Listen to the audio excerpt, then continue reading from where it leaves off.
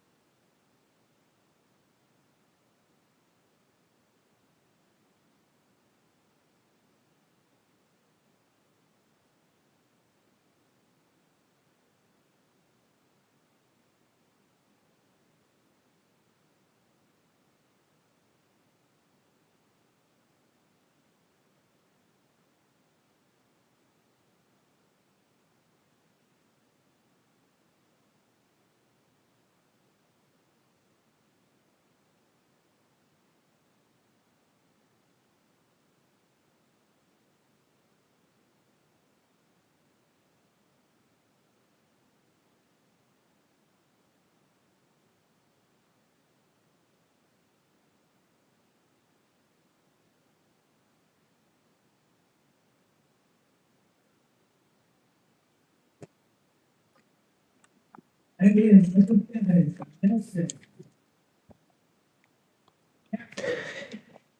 welcome to the Via 313 booth with Game Time Broadcasting. This is Bob Slocum. Tonight I'm joined by Justin DePriest and Hank Oppel as we have 25-6A action as your Round Rock Dragons square off against the Cedar Ridge Raiders. Cedar Ridge rolls in tonight on a 2-2 record, 1-1 in district, fresh off a 41-30 victory over Westwood. Coach Brian Verdeman in his first season, team is definitely adjusting. I kind of liken them a little bit to the Dallas Cowboys. If you look in the 25-6A district, they are ranked number 2 in offense behind only the high-powered Hippos and are number 1 in most points given up. So expect a shootout tonight. Meanwhile, your Round Rock Dragons roll into tonight's game fresh off an absolute thumping of McNeil, where they would win offense, defense, and special teams. A 1-3 feel, 1-1 in district, is a very different feel had they come into an 0-4.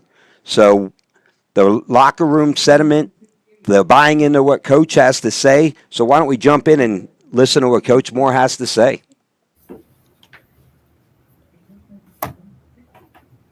All right, Bob Slocum here, Game Time Broadcasting. Coach Moore, Week 5, after a huge win. 1-3 has a very different feel and a 1-1 in district play than coming in here 0-4. Absolutely. Yeah. It's a great feeling. Just really happy about our kids coming out and playing well. I'm just excited about kind of the next game and the next kind of challenge in front of us. So look back last week real quickly against McNeil. A couple of your keys to the game. First was establish the run. Yeah. You kind of did it a little differently this week. We kind of had a 3-headed monster. Yeah. Like I said before, I think it was probably the Coffee with Coach interview, just talking about our offense is built to take what they give us. So we don't really care kind of how it's done. Just got to put the ball in the end zone.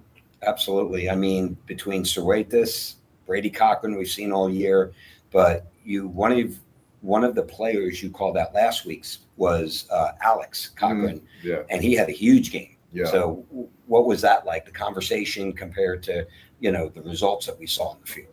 Yeah. So, I mean, like I said, Alex has been a great surprise to in many different facets. He's a pretty big contributor on the special teams, and which has kind of got him more comfortable and confident. He had some pretty bad injuries in the spring, and so he's kind of slowly worked his way back. And I think him playing and getting the special teams and stuff has kind of helped him gain his confidence back to go in there and actually run the ball effectively. Now, great running games start with great offensive line play. What are you seeing out of your front? They're doing well. I mean, they're doing some things that are Coach Carter's doing a phenomenal job.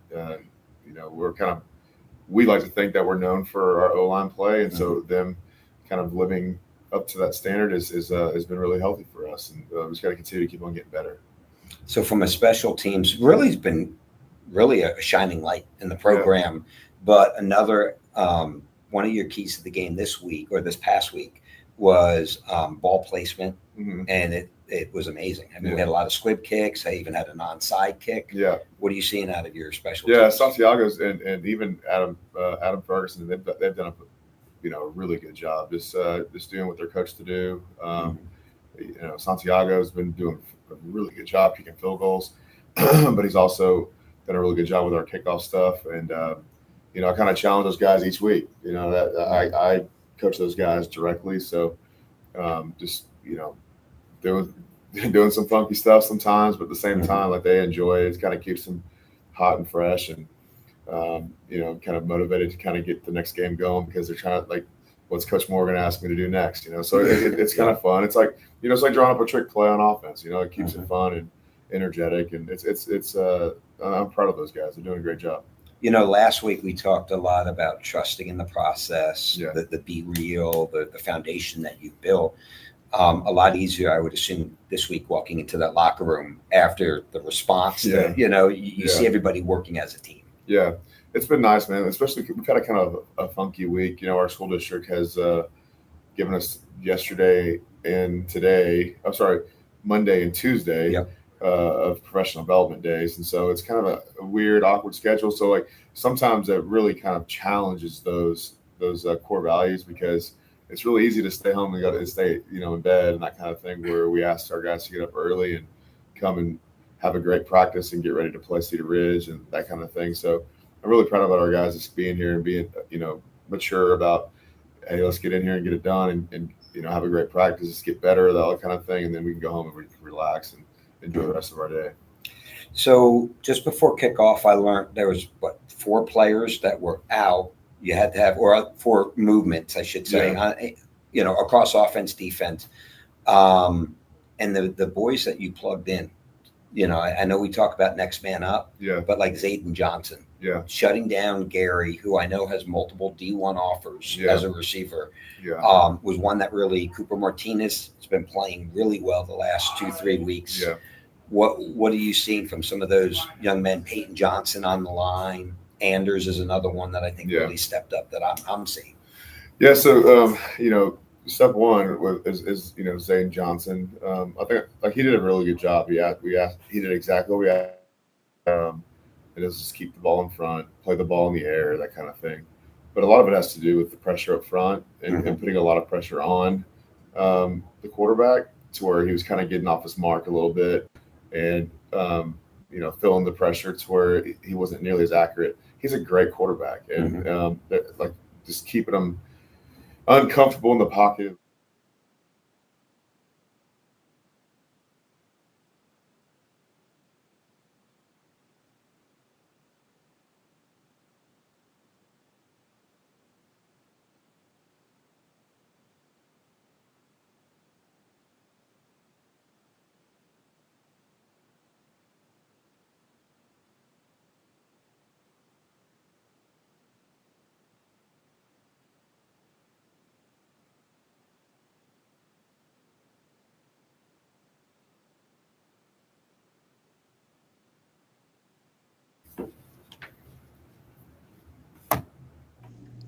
Dragon Football appreciates our sponsors: Just Graze, NYSA, Home Solutions, Beth Fitzmaurice with Everett Realty, True Smoke, South State Bank, Q1 Media, Better You, Centro Event Space, Kappa Austin, Santiago Paint and Home Improvements, Bush's Chicken, JT Reisdorf State Farm, and Watkins Insurance.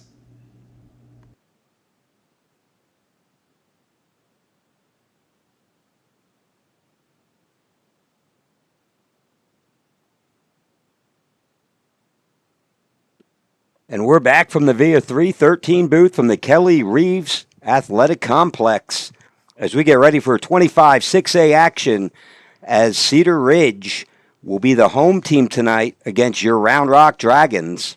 We're about 8 minutes and 41 seconds. Apologize, part of the coach's interview has been cut off. But again, it was really interesting, Hank and Justin, looking at last week's game, the keys to the game that he talked about: establishing the run, not giving up the big play, keeping your eyes on the receivers, right? A lot of those. And then he said he had a few wrinkles, and he even called out Alex Cochran, who would come in and have a monster game for them. What are you guys expecting tonight? Well, it'll be interesting, Bob, to watch the so here we are, game 3 for the Dragons in district play, and Cedar Ridge, this is also their homecoming, so there's a little bit of added incentive here for a win. My thought is Cedar Ridge is going to try to strike first and in a spectacular fashion to really try to take some of the wind out of the sails and try to keep the Dragons out. We'll see. We do know that they can score, but we also know that they give up a lot of points based on their last few games. So it'll be an interesting here. I think the first quarter is going to be very, very telling for this matchup. Yeah, I think the Dragons right here, defense is key in this game. We know they can put up points. That's not an unknown fact for Cedar Ridge, but they also do have a tendency to give up points themselves, and Hutto really put it on them last week. And so I'm really hoping that our Dragon offense can do the same thing and that our Dragon defense can go ahead and hold them and when box him in like we did with McNeil last year, keeping away those big plays. And Hank, you and I were talking earlier before the game, and what was interesting is you were talking about them giving up big plays, which has kind of forced the Cedar Ridge defense to fall back into more of a prevent, really a 4 deep zone or something to keep all the receivers in front of them, which actually could play really interesting with the Dragons' strategy with a lot of bubble screens, giving them big receivers, Barry and Dylan Yeager, give them the ball in space. You give your playmakers the ball in space and just see what they can do. So we'll see if they do try to play deep on us, deep quarters or deep thirds, that if those type of plays will kind of pull the defensive backs in. 100%, 100%. That, I mean, if they're going to go ahead and run those deep thirds or deep quarters, I mean, we just showed last week that we can run the football. We've got 3 running backs that we have no problem shoving in there and letting them run the football. If they're going to go ahead and spread out the box like that, might as well run the football. And knowing Coach Moore and Coach Tenney, I believe that's going to be a big part of this game. Which is an interesting point because they definitely called out keys to the game, establishing the run, which was one they've said every week, right? But really the big things that stood out from my interview this week with Coach Moore was, number one, take what's given offensively. And what he meant by that was, I said to him, you're so hard to read, right? One week we come out, you look at Vista Ridge, Temple, we established the run early, we pounded the rock. We come back the next week against Vista Ridge, and we're throwing the ball all over the field. And, he said, hey, we're going to take what the defense gives you. We're not a one-dimensional team. Real exciting to see where they're at and where the program has gotten. Tenney has called a beautiful game, the offensive coordinator. So take whatever they get. If they're going to give us the passing, they're going to light it up. If they're going to go into pass coverage, then we're going to pound the rock.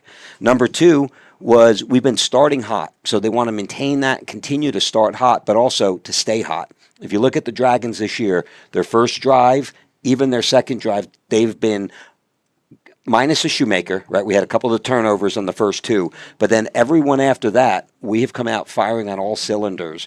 Well, we got to maintain that through the second, third, and fourth quarters.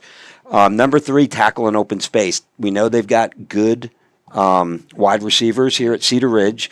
We also know that the quarterback uses his legs to create some plays that are broken.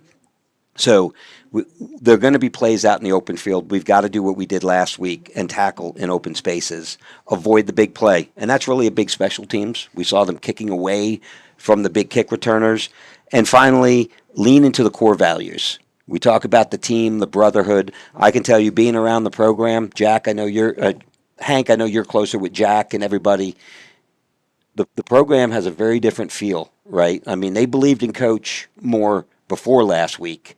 But when you come out and you absolutely play smash mouth football across offense, defense, special teams, you build a lot of confidence really quickly.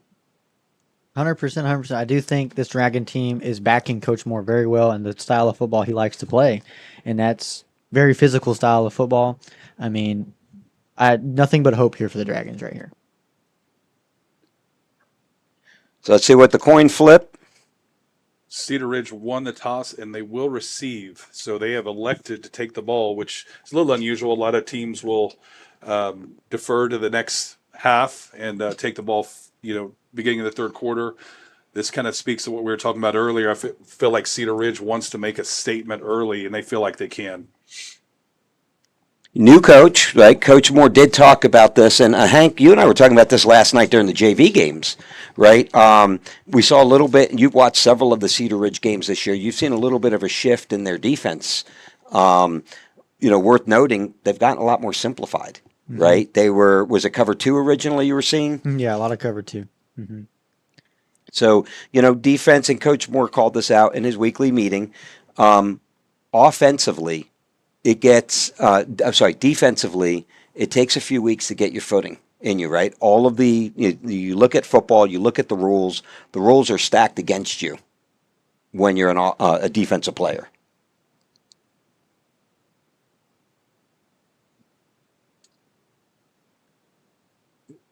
And we'll be back in a minute. This Dragons broadcast is brought to you by River Rock Landscaping, where your yard becomes your favorite place to be. From custom designs to turf, irrigation, and outdoor living spaces, they turn ordinary into oasis. Locally owned, proudly Round Rock. call River Rock Landscaping or visit rrlltx.com to start your dream yard today.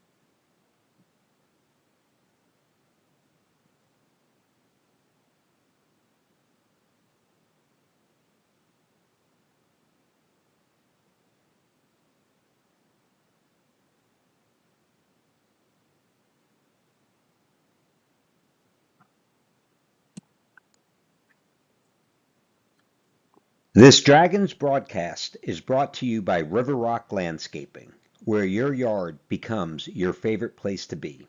From custom designs to turf, irrigation, and outdoor living spaces, they turn ordinary into oasis. Locally owned, proudly Round Rock.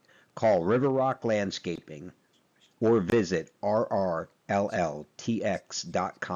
to start your dream yard today.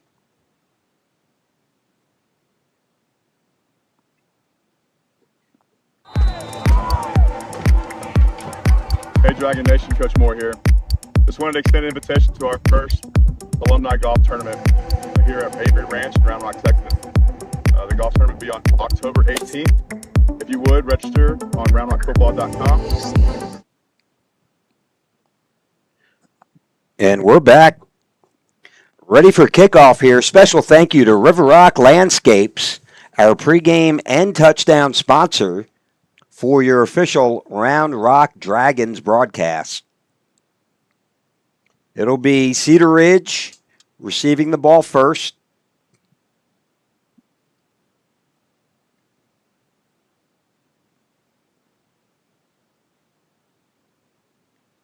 Back to receive for Cedar Ridge, number 4 and number, looks like, I want to say 15.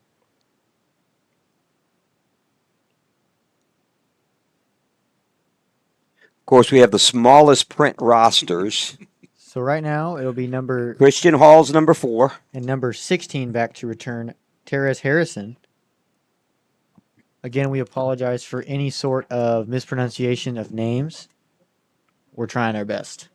And a special thank you to Coach Ferdinand, who did send us rosters. It's always nice, makes it easy. And here's the kickoff. We're underway here in Round Rock. Ball fielded Number on the 2. 29. Number 2 finds the middle seam. Good pursuit by, I think I Already believe a- that's Jason Nold, number 34, linebacker. We got a flag on the play up at the top. We've got holding on one of the Cedar Ridge. Number 21 from Cedar Ridge, that is Aiden Brown. O'Brien Brown looks like he'll be called for a hold here, so that will be coming back. And speaking of the Cochran brothers, Alex Cochran was also in with Jason Old on that tackle. So we're going with a three-man booth tonight. This is Bob Slocum with Hank Oppel and Justin DePriest. Hank, you're just 2 years removed from playing in this very game. I am. This is where I got my very first varsity football win as a player. Hank actually takes the collective age average way, way down. Yeah, he balances it out, especially with me in the booth. 17, quick snap out over his head. Incomplete.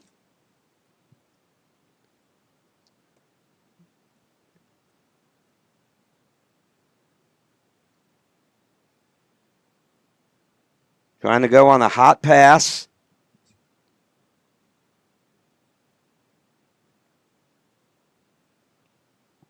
Quarterback number 17 is Dylan. You're going to hand it Snoke, off I to the believe. running back. Pounds his way up to the 30-yard line. Pick up a 5 on the carry. That's going to bring a 3rd and 5 for Cedar Ridge.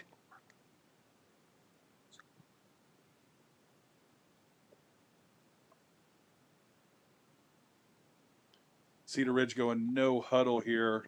Kind of trying a little bit of a hurry-up offense, getting the call in and get ready to go, see if they can catch the Dragons on their heels here.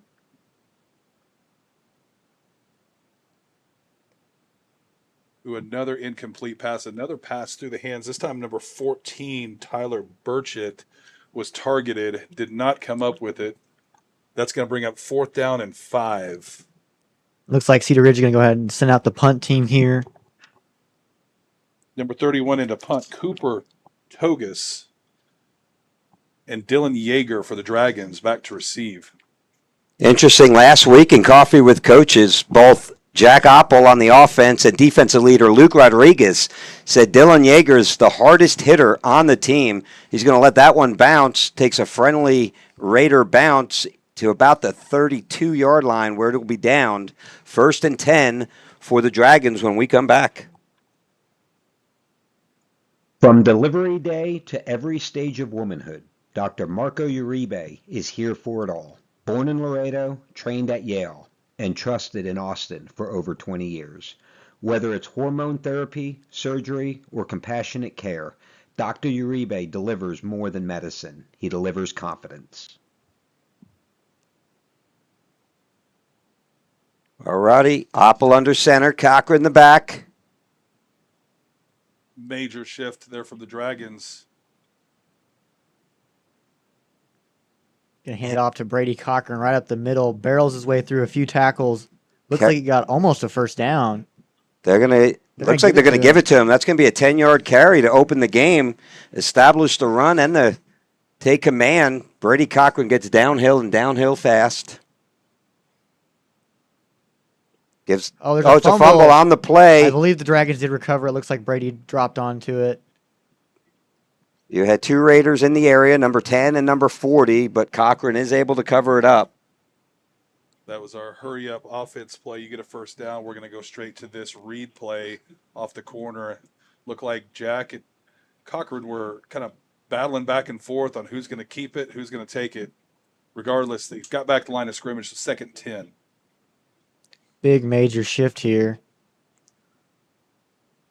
A new wrinkle by this Dragon offense. Quick screen pass out to Yeager. And tripped up, lost his footing. Is able to gain about a yard on the play. Really making something out of nothing. That ball was caught behind the line of scrimmage in kind of a bubble screen, and he was immediately in contact. But again, it's going to take more than one Raider to bring him down. So luckily he was able to get one. Brings up 3rd and long.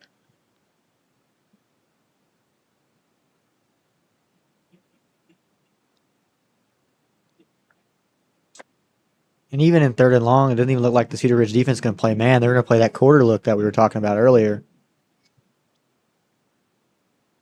Motion. Oppel's going to take it up the middle, and he's quickly wrestled down to the ground. Number 40, for the Raiders on the tackle. Brody Karazak. Yeah, that was a good call on that, Hank. They were staying back in that zone, and best way to tell if you're watching, if you got people going in motion, you don't have linebackers or defensive backs following or sticking with that person. It was a quick indication they were going to hang back in that zone and really kind of force you to earn these yards. And that'll bring Adam Ferguson out for the punt. We did not see Ferguson very much. I think it was the fourth quarter before he came onto the field to punt. We saw him once. Low snap. Picks it up, gets it off. Oh, it's a beautiful. Looks like referees are going to go and spot it out at. Coming up. Looks like he's going to spot it at the. Oh, I'm surprised. It was really weird to see a helmet flying down here. Yeah. I thought that was the ball coming down by the 25-yard line. And it's not a very far net punt. They're going to mark it down at the 45-yard line. It'll be 1st and 10, long side of the 50 for the Raiders. Unlike some of these last games we played, Bob, the wind is really not going to be a factor today. It is still, those flags are hanging straight down.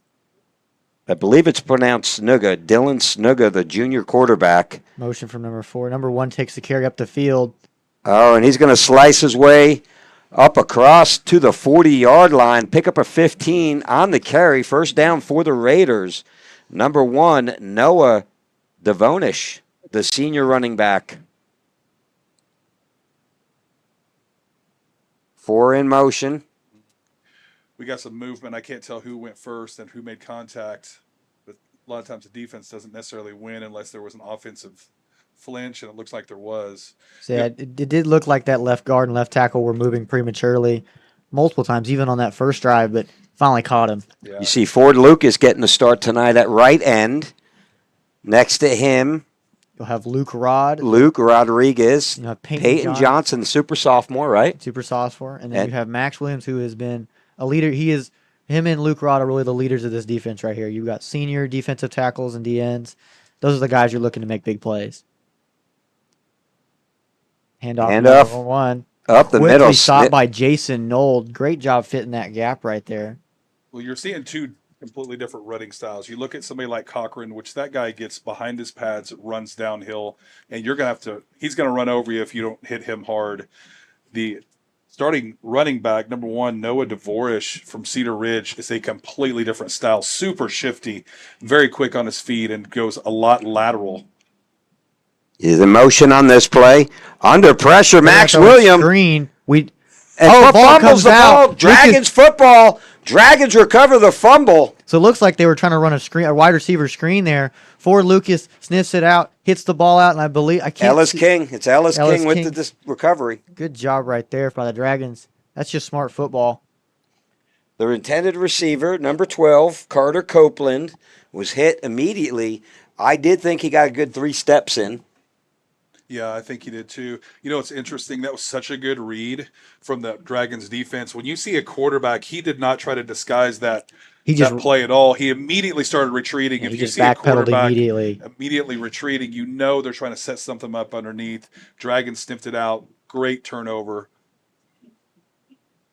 You got Daniel Berry on the bottom of your screen. Cochran in the backfield. It's Cochran on the handoff.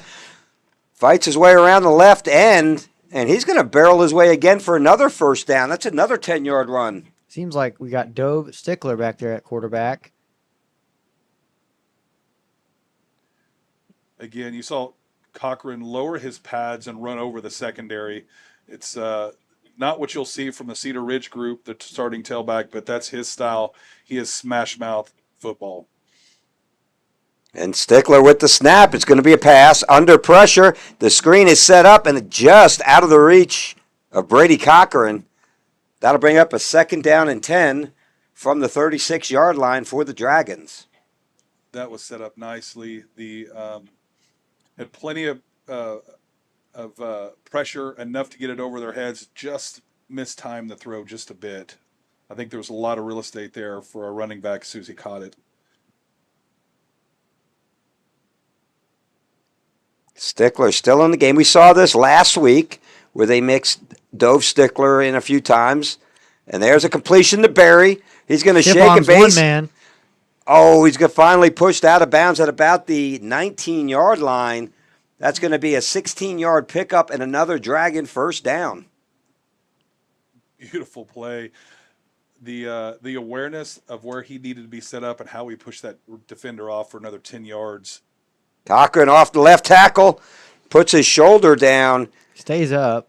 You know, you talk about churning the legs. He was hit about 3 yards off the line of scrimmage, and he still drove about 5 Raiders, another 2 yards. Total gain, 5 yards on the carry. That's going to bring up a second down, and it looks like it's going to be about 5 yards for the Dragons. Another good example of downhill running, keeping your legs moving, earning those extra yards. Twins right, twins left. Quick flip out to 6. Dylan Harper. Looks like he's going to gain a yard or 2. That brings up they're going to give him 3 yards on the carry. That makes it a very manageable 3rd and 2 from the 11-yard line. And knowing Coach Moore, you know this is 4-down territory this early in the game, especially if it's this close. So really they've got a couple plays to muscle a couple yards.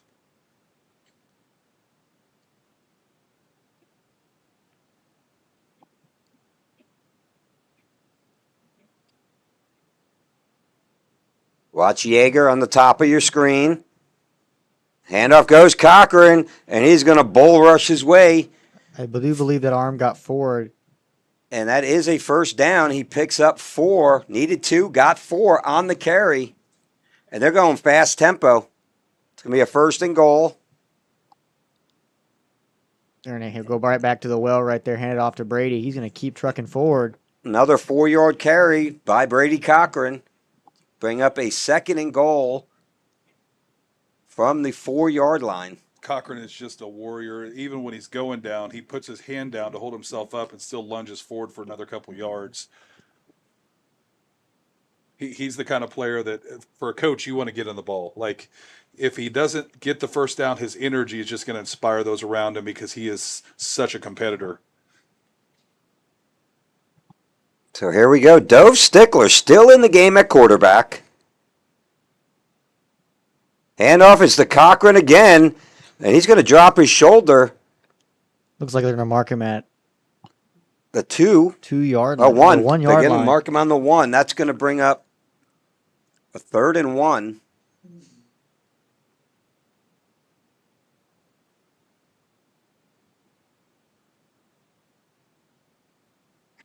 Still Cochran in the backfield. I expect to dive right up the middle again. And sure enough, it is. And he's going to bowl his way in for a Dragon touchdown. We say it every week here, Justin. Out of all the running backs, he's probably one of the best I've seen at this level at getting downhill and getting downhill fast. Yeah, he is a north and south runner. He is absolutely trying to square his pads the entire time, and once he squares his pad, gets ahead of steam. Watch out because he's going to get the yards. Coach Moore has elected to kick the field goal here. Santiago Irizarry in the kick. Back to that scoring play, it was really interesting. We've been running that up the middle without any kind of motion. And then what Coach Moore did to disguise it is he brings the receiver across and snaps it, and the receiver plays the part of a pulling guard. So your guard blocks down, gets a second-level linebacker, wide receiver comes in, hits that defensive tackle, opens up just enough for a gap for him to get in. Result is 6 for the Dragons. And a special thank you to our touchdown sponsor. That touchdown brought to you by River Rock Landscapes. And that'll put your Dragons up 7-0 in this contest.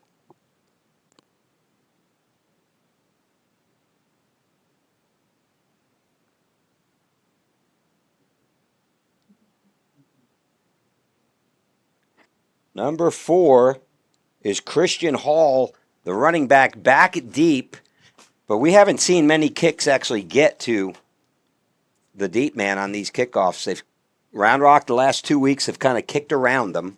Yeah, that's part of the strategy is let's prevent the big play. Kickoffs are prone to those types of plays. The way he's sitting up right now looks like another pooch kick. It forces you either call a fair catch or to see if you can settle for a short return. And 16 with the carry. It's going to be 32 for the Dragons. In on the tackle, Hunter Wyndham, the junior. So Raiders are going to start this drive on their own 38-yard line. 3:55 left to play in the first quarter. Round Rock tonight in their maroon pants, white jerseys, and wearing the new maroon helmets.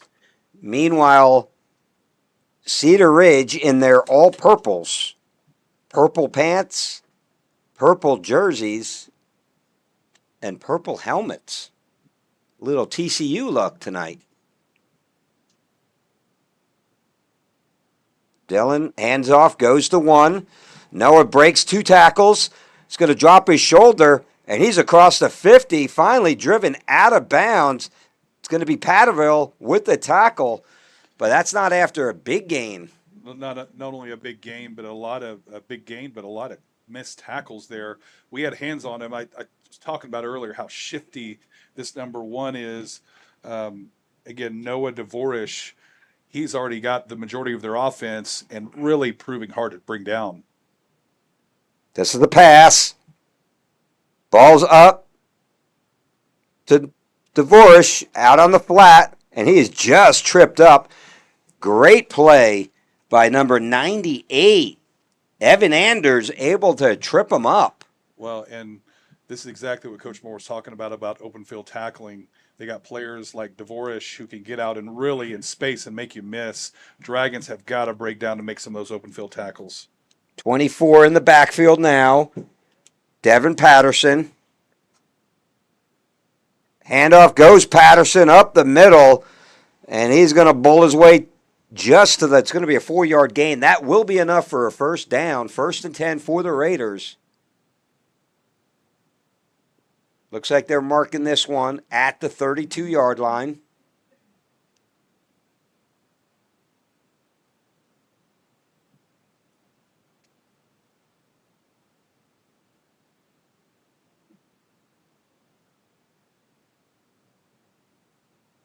Patterson in the backfield. Handoff goes to Patterson again. He drops his helmet.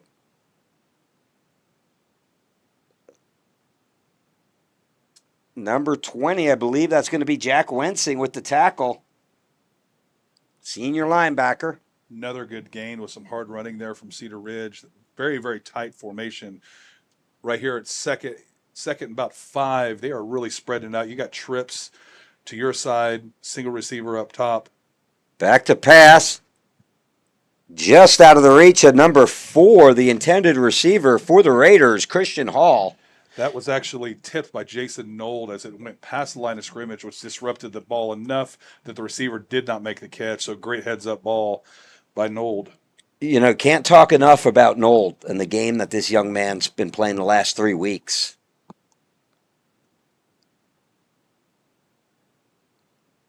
Cedar Ridge with 2 running backs. Watch out for Dvorish. He is back in the game just to the right of the quarterback in motion. Handoff goes Patterson. That's snuffed out quickly. You got 99. Of course, you got Jack Wensing in on there. 99 and 93. So Peyton Johnson, as well as Ford Lucas, one of those super sophomores we talk about, and Jack Wensing all in on that tackle. This is going to be a long field goal attempt. This is a 45-yarder. Showing a lot of trust in their kicking game here. 46 officially on the try. Cooper Togus with the kick. There is a flag on the play. And then we did him a favor. Unfortunately, it looks like we were offsides. We'll see what the call is to be sure. I didn't see any offensive lineman flinch, but I did see a Dragon in the neutral zone.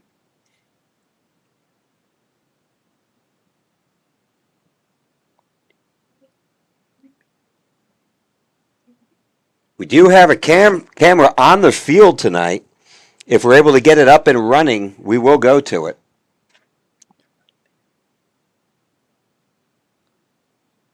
Yeah, with that 5 yards, it's interesting call here for the Raiders. It's going to bring up 4th and 2 now.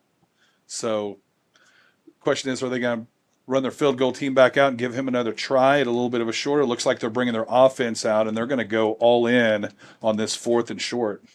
I mean, the kick wasn't close. No, it bounced on the back of the end zone. And they're going to go for it here. And with this running game, I don't blame him. And Patterson with the carry, and I don't he think he snuffed got out it. immediately. And it's Cooper Martinez. That's Jason Nold. Both of them. Jason Nold and Cooper Martinez sniffed that one out and shut him down. He needed, I think, 3. Well, he needed 2. He got 1. Great defensive stand by your Dragons. And we'll be back in a moment. From delivery day to every stage of womanhood, Dr. Marco Uribe is here for it all. Born in Laredo, trained at Yale, and trusted in Austin for over 20 years. Whether it's hormone therapy, surgery, or compassionate care, Dr. Uribe delivers more than medicine. He delivers confidence. All righty. We're back here from the Via 313 booth. And that one, Cervantes with the carry. Ryan Cervantes finding his way into the game. I kept calling him a bowling ball last week. He was like a bowling ball flying down an alley, just barreling over McNeil. And he picked up right where he left off, 4 yards on the carry. It's going to bring up a 2nd down and 6 from the 27-yard line. Motion from the running back. Stickler with the pass. You screen pass. And that's going to be enough for a 1st down. Picked up 7 on the reception. We talked earlier about that. That's exactly what Hank and I were discussing during pregame is if they're going to sit back in that zone, will we take what they give us, as Coach Moore would say, and maybe do some of these bubble screens, give your players the ball in space and just see what they can do. We've seen that Jaeger is hard to bring down and just a great option out there on the corner. So Jack Apple did start the game. It's been Dove Stickler in. Looked like he was getting looked at by the trainers over there. Quick pass out to Barry. He's going to hit Shake the and outside. bakes. Looks like they're going to give him 5 yards. And he 2nd made and 5 for the Dragons. And Daniel Barry made all 5 yards of that happen. He danced his way for 5. Officially, they're going to mark it 4 yards. That's going to bring up a 2nd and 6 from the 40-yard line. Trips left with Barry on the bottom. We do have a running back in the backfield. 18 in motion. Stick it in a zone here. And handoff.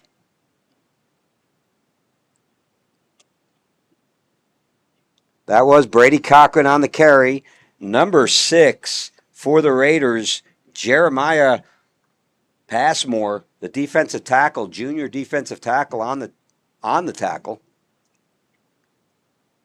Stickler 2 tight end set. with Cochran in the backfield. You see this a lot with the Dragon offense. It's a lot of check with me, check with me. You see what we see, you make the read, and it's check with me, the coaches. We're going to take a timeout here, it looks like.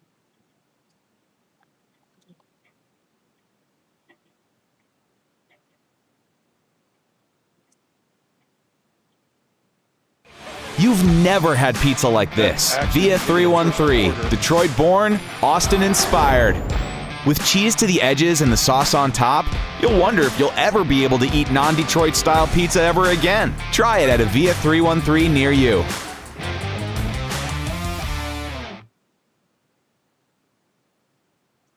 And we're back with second quarter action from the Kelly Reeves in Round Rock, Texas. With the Via 313 booth, this is Bob Slocum on tonight's call with Hank Oppel and Justin DePriest. Dragons leading this one 7-0.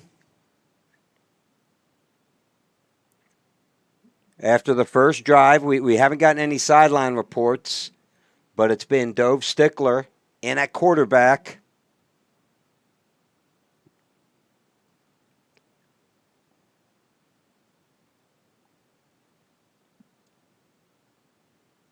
Dragons with a 3rd and 4 here on their side of the field, so it'll be interesting to see what we dial up here. I wouldn't be surprised to see a run or a read play. You got your two big receivers, Daniel Berry on the bottom of your screen, and Yeager in the slot. It's going to be a pass. And he's going to throw it deep. He's looking deep for Daniel Berry, number 2, wide Got open. him open to the 20, to the 10, to the 5, touchdown, Dragons. Wow, what a great catch by Berry right there. He had at least 2 to 3 yards of separation on that ball. Great ball placement by Dove Stickler. It's great to see when your starter goes down and you got a backup that can go in there, no problem, and get the job done. Well, and that was the danger of staying back in that zone. See, what happens is you've got a receiver running a post pattern. He breaks in front of his defensive back, and there's nobody in that other back quarter. So the coaches saw that and dialed up the deep post, and it paid off. And the Dragons elect to go for the extra point here. Santiago, money as always. And it's 14-0. Dragons take a lead. And special thank you to our touchdown sponsor. That touchdown brought to you by River Rock Landscapes. This Dragons broadcast is brought to you by River Rock Landscaping, where your yard becomes your favorite place to be. From custom designs to turf, irrigation, and outdoor living spaces, they turn ordinary into oasis. Locally owned, proudly Round Rock. Call River Rock Landscaping or visit rrlltx.com to start your dream yard today.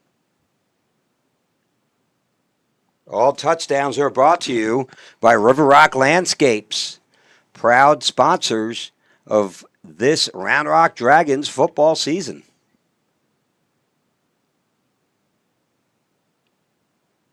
$14-0. Dragons with the lead. 11:51 left to play in the second quarter. It'll be interesting to see what we do on this kick. And what I mean by that is early on you'll take away the big plays. So if you start to develop a lead, you can kind of trust your defense a little bit more. Dragons have definitely shown that. Now it's time to kick it deeper and see if you can pin them back in their on their side of the field. And the kick. It's a good one. Onside attempt. It did not. There's a flag on the play. Maybe Dragons were offsides on that. It looks like we had one Dragon just over the line when the kicker made contact. We saw that last week with the onside kick.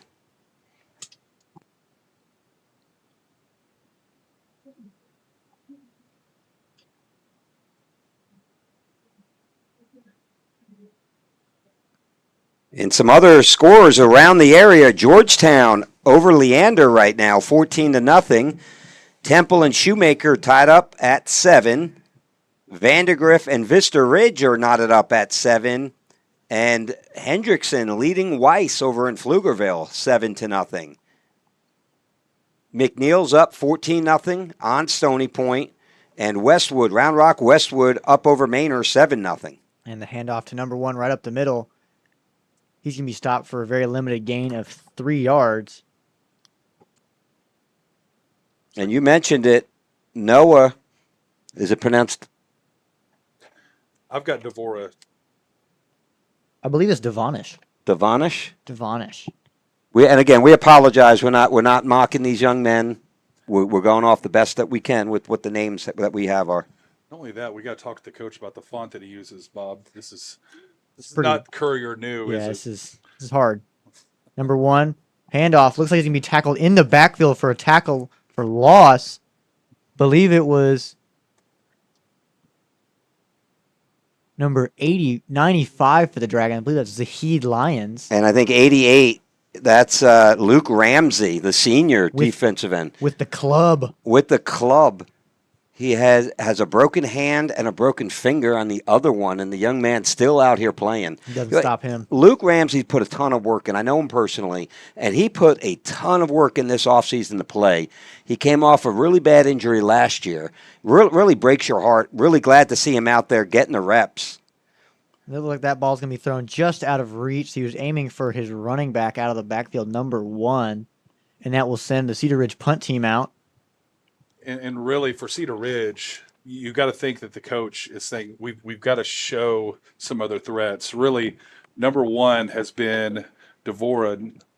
Devonish. Sorry. Noah. He has been a one-man offensive crew so far for Cedar Ridge, and they keep trying to go back to the well. Unfortunately, the Dragons have figured out this is the guy we need to key in on. And it's going to be, I believe that's Yeager back deep. Dylan Yeager back to receive. Looks like Round Rock's going to go ahead and call a timeout here. And Coach Moore is fired up. He's visibly upset about something. Looks like they were in the wrong They were punt formation. He was calling the play. I saw him doing the same gesture over and over, more and more animated as the clock was running down.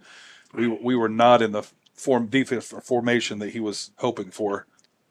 And I don't blame him. I mean, last year they did run a fake punt on us that ended up winning them the football game. Yeah. And he has no problem calling a timeout right now early in the game to make sure it's fixed so that later in the game it will be right. You see that to Coach Moore, Bob. We talked about that. Coach Moore will use timeouts. If something that he does not like something, he's not the guy that's going to let the play just go. Absolutely. And keep in mind, he also coaches. He's the special teams coach.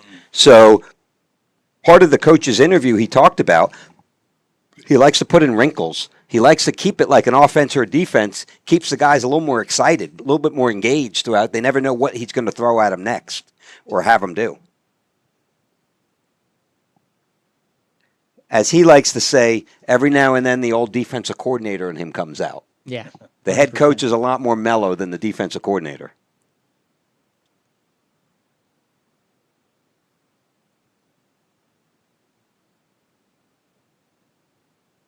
And it's going to be Yeager. He's going to field this one on the 15. That's a fair catch. And that one's going to roll out of bounds for a touchback. I was completely fooled on that play. Yeager came and pretended he caught the ball, and meanwhile the ball's on the other side of the field, rolling out. It was a good juke by him. Made me look like a fool. It's a great job. That's what they're supposed to do. You're supposed to lead the defense away. Now, you know how that problem is stopped? Is when your snapper snaps that ball, he's supposed to look up and see where it's going. He needs to point out where it's going. Right, right, right, left, left, left. And it looks like they didn't hear him in time. So it'll be Round Rock Dragons coming back here for, I believe, their third drive of the night. This still led by the junior, Dove Stickler. And this is the deepest the Dragons have started in their own, close to their own end zone out here on the 20 after that touchback. And the snap, hand off to Cochran. Oh, free up green the grass. Gain of about 16 yards. Great run by Brady Cochran.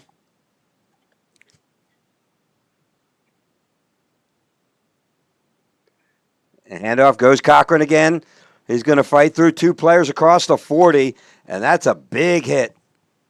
Number 20 comes in to finish him off from Cedar Ridge. Had two guys on him, but it wasn't until the safety, Josh Gentry, senior safety, steps up and makes the tackle. Number 0 will come out for number 80, Jacob Moore, a senior tight end. You know, with this Round Rock offense right now, with the way we're running the football, if it ain't broke, don't fix it. You know what I mean? Just keep pounding the well. In the words of David Cassignola, run it again. Run it again. Quick pass out to Barry, catches on the 40, spins out of the first tackle, and I just can't get away. They're going to mark forward progress at the 44-yard line, 43. That'll bring up a 2nd and 4. 3rd and 4.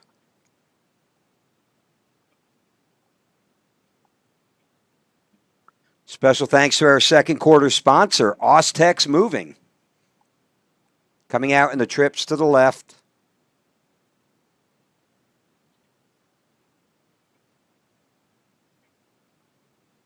And I always butcher this man's name, Mussey, right? Mussey. Yeah, Jonah Mussey. Special shout out to Karen Mussey. I know she's listening.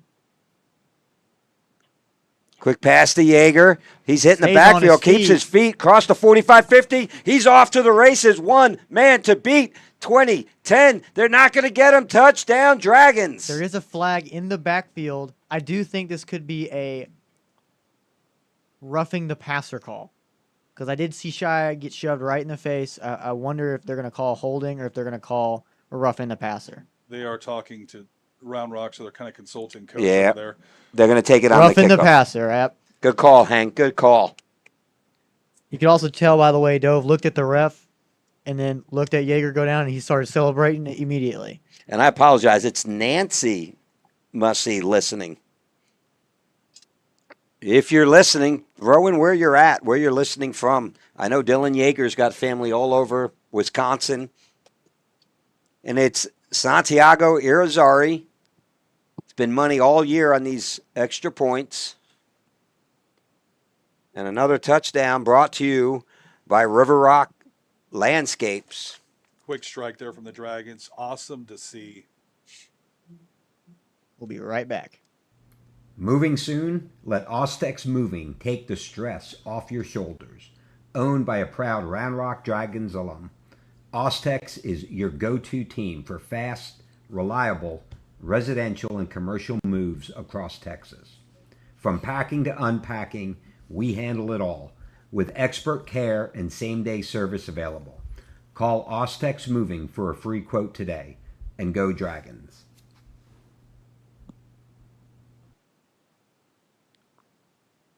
And from the VIA 313 booth, high above Kelly Reeves in Round Rock, Texas, Bob Slocum, Hank Oppel, and Justin DePriest on the call tonight. Round Rock Dragons up 21-0. Sorry, Justin, I think we cut you off. No, you're good. Mid-sentence. You're good. It's just a good strike from Round Rock right there. We talked earlier about getting your playmakers the ball in space. I like my odds anytime, even Dylan Yeager, 2-on-1. The two guys on him. He is strong. We've talked about this before, a hard runner, and was able to, yards after contact just went through the roof. It pretty much was contacted at the line of scrimmage, broke a couple tackles, and took it to the house. You got Christian Hall, Trent Bell, and I believe it's going to be Therese Harrison back deep. And the reason I'm calling out three names, we've kind of kicked away from the deep man the last couple of weeks. Well, that personal foul was And they're going to go ahead and kick a onside attempt, and that's a live football. I think I don't know. I saw a Dragon almost get onto it. Maybe a Cedar Ridge Raider got onto it. Let's see where they mark it. A little bit of a fight underneath the scrum there. That's going to be Cedar Ridge football, 1st and 10. I mean, at that point, with that onside, you basically just made a touchback. They're almost back to the 20-yard line. Well, that's the beauty of it. Unfortunately for Cedar Ridge, the roughing the passer got enforced on the kickoff, so we were kicking off 15 yards closer to the end zone, which really gave Hank Moore the opportunity. Coach Moore to step back and go, man, I'm going to take a shot here. And with the defense, the way they've been playing, it's outstanding for this defense right here to have 0 points on a team that's been scoring 30 to 40 points every game. And you also got to tip your cap to Dove Stickler. Next man up, we talked about that. We saw with 4 starters last week down. Hand off to number 4, Sweep, gets the outside, dragged down, it looked by in the backfield. Cooper Martinez. He's a big player. Cooper's been playing some big football the last 3-4 weeks. Mm-hmm. That is number 4, Christian Hall, the senior running back for the Raiders. It's a great open field tackle. We talk a lot about Martinez in coverage because he is an incredible defender, but love to see him come up, make those open field tackles. Quick pass, number 5, and there's Max Williams is going to sniff that one out in a hurry. You also had Omar Estrada in on the tackle, and then Cade Zamora comes in to finish him off. There's nothing better as a defensive back when you go to make a tackle and you see your D-line's already got hands on him. It makes it so much easier. So much of a bigger body, you go push him over at that point. Ford Lucas comes into the game. It looks like they're going to put in Ellis King, run a nickel look. Yeah, 3 down lineman. I knew they were going to work him a little bit on the defensive line. because Ellis is a linebacker. He's not a true defensive lineman, but they're not afraid to send him. And he drops back in the coverage. Oh, under pressure. Looks like he's going to gain 4 yards there. That'll make it 4th and 5. Cedar Ridge will send out the punt team here. You had Max Williams was kind of in the backfield in a hurry on that play. Hats off to the Round Rock Dragon defensive line for sure. They have been disrupting so many plays, really throwing off the timing for the quarterback, receivers. It's made a substantial difference in the game so far. Yeager back deep to receive for the Dragons. Standing on his 7-yard line on the punt. Yeager's going to call for the fair catch. Oh, and stumbles backwards but pulls it in. They're going to mark this one at the 38-yard line, 1st and 10 for the Dragons when we come back. Moving soon? Let Ostex Moving take the stress off your shoulders. Owned by a proud Round Rock Dragons alum, Ostex is your go-to team for fast, reliable, residential and commercial moves across Texas.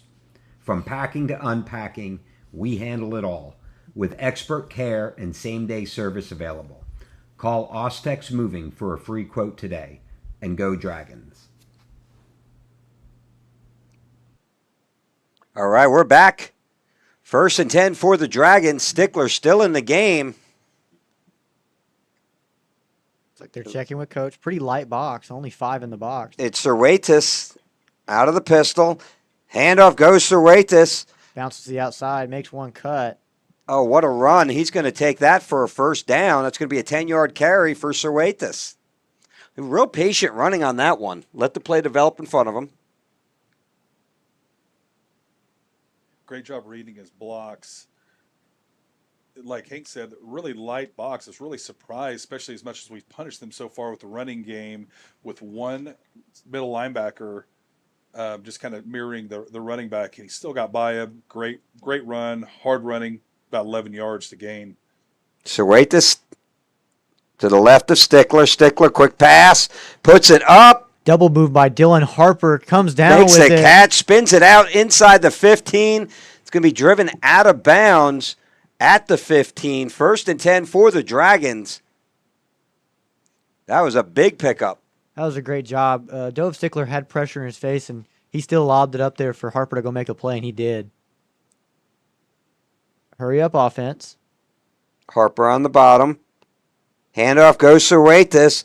And he's going to kick it to the outside into the corner of the end zone. Touchdown, Dragons. Wow, this Dragon offense just seems unstoppable at this point. 28-0, and we are at 6 minutes left in the half. This is unbelievable. Energy-wise, you would think it's Round Rock's homecoming in comparison. This team is fired up. I mean, Coach is talking about core values and how they change the course of the game with energy. This is a great example. The Dragons are absolutely hitting on all cylinders right now. And Irizarry's going to drill that one through. And a special thank you to River Rock Landscapes, the official touchdown sponsor for your Round Rock Dragons.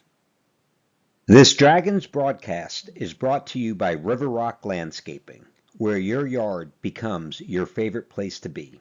From custom designs to turf, irrigation, and outdoor living spaces, they turn ordinary into oasis.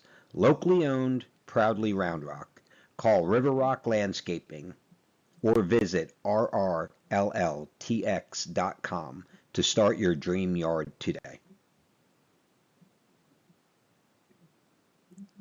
Special thank you to River Rock Landscapes and Ostex Moving. It's sponsorships like our first quarter sponsor, Dr. Marco Uribe, and Austin OBGYN and fertility specialist, and Ostex Moving that enable us to bring you this broadcast for free. We got 6:08 left to play in the second quarter. It's all Round Rock, 28-0. Irizarry comes out to kick. And again, it looks like it might be a short squib kick here, and it is. Fair caught by the Raiders. And that fair catch is going to be at about the 34-yard line. It looks like it's number 12 for the Raiders, Carter Copeland. on the fair catch. And a couple of other scores around the area. Special thank you to James Gumbert for sending me the scores. McNeil starting to pull ahead of Stony Point, 28-7. Shoemaker is now up on Temple, 13-7. Vandergrift leading Vista Ridge, 13-7. Leander is trailing Georgetown, 16-6. Empty backfield. Got a flag on the play. That's going to be a false. Coach Moore is very adamant about something, and it looks like he is going to get the call. Well, Cedar Ridge desperately needing to get something going here to kind of change the tide of the game, or it's going to get away from them. I wouldn't be surprised to see them take a shot down the field, see if they could stretch the defense. You know, Bob, we saw this a lot at the JV level as well. A lot of jumpy linemen and jumpy receivers. We did. We saw they were when they were going with the running backs would take a step forward towards the line of scrimmage, or they'd have double shifts, right? They'd have a guy in motion, running back would start early. We saw that a lot, and you even called out last night, Hank, that they're not going to take that on a varsity game. Absolutely not, and they aren't. So I think this is just a program-wide, just different offense, different scheme with the new head coach, and it's just a little jittery still. And if I'm not mistaken, I believe the referee tonight looks like it's rolls out to his right, just out of the reach. It was nearly picked off. Tremendous amount of pressure there as he's trying to roll. Usually you roll out to create space. That had the absolute opposite effect on the play. You just got to give credit to our defensive line, our boys up front. They're creating absolute mayhem, and now we finally have some depth guys that are doing the same thing as well. Luke Ramsey, Zahid Lyons. You got King and Ramsey. In on a stunt. I like the play. Good throw and a great catch by number 4. That ball came out. I don't see it. I don't think they're going to blow it dead. But it was for the Dragons, who'd come out. Number 34 for the Dragons comes out with the football. That's Jason Knoll. No surprise there. A name we call quite a bit. I think they're trying to discuss whether the ground caused that fumble. Looks like they're rolling it 4th down or 4th down Cedar Ridge. It's going to still be 4th and long for the Raiders. They're going to go ahead and elect to punt the football. Yeager back to receive.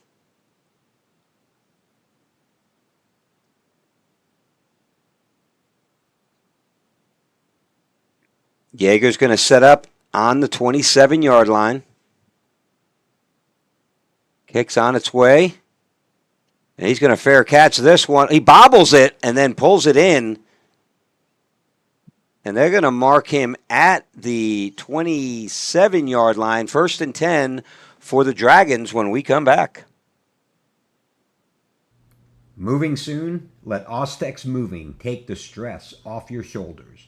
Owned by a proud Round Rock Dragons alum, Ostex is your go-to team for fast, reliable, residential and commercial moves across Texas.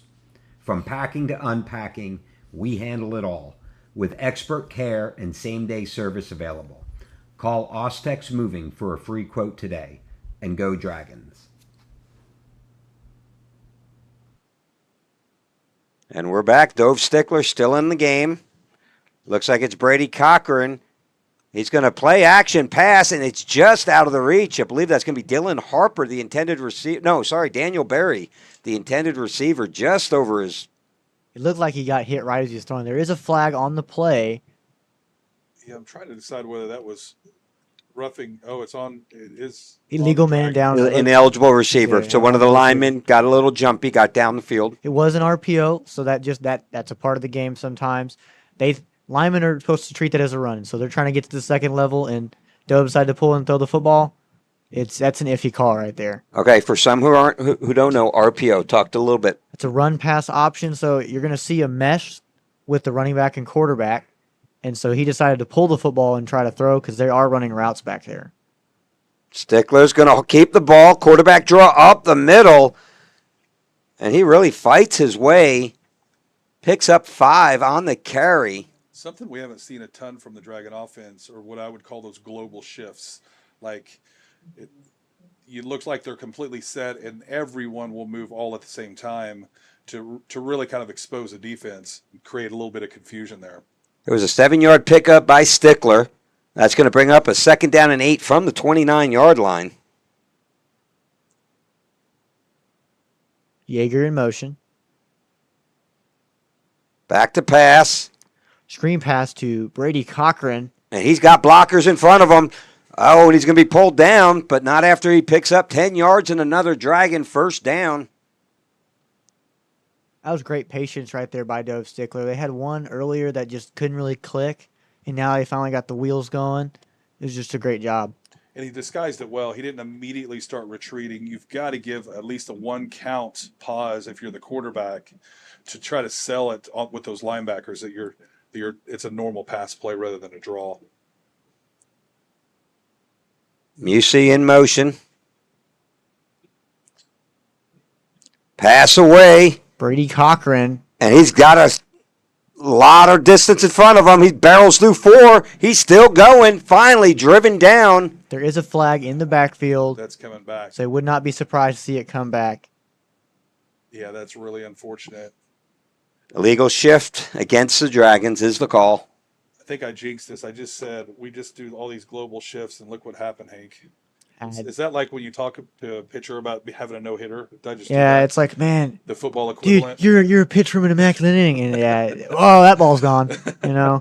It's just part of the game. Stuff happens. It's that penalty erases a 50-yard pass from Stickler to Cochran. And really some great running after contact. We were talking about that. I mean, he hit like 4 or 5 dudes down the line. Didn't go out of bounds either. He was tiptoeing the whole way. Looks like Ryan Sterwatis is in the game now at running back. Llewellyn in at slot. Ryan Llewellyn. Back to pass. Barry. Pass to Barry at the 40. Spins out of a couple of tackles up to the 41. Picks up 6 on the play. I'm really starting to see the Cedar Ridge defense adjust tackling-wise, that having to tackle our guys by the leg because you're not going to do it up top. You're just not going to. We have some big body receivers out there, and they do make plays. And if you don't wrap them up by the legs, you're just not going to bring them down. Yeah, you get somebody like Dove Stickler up high, you're not winning. Unless you're bigger or at his size, you're just not going to win that fight.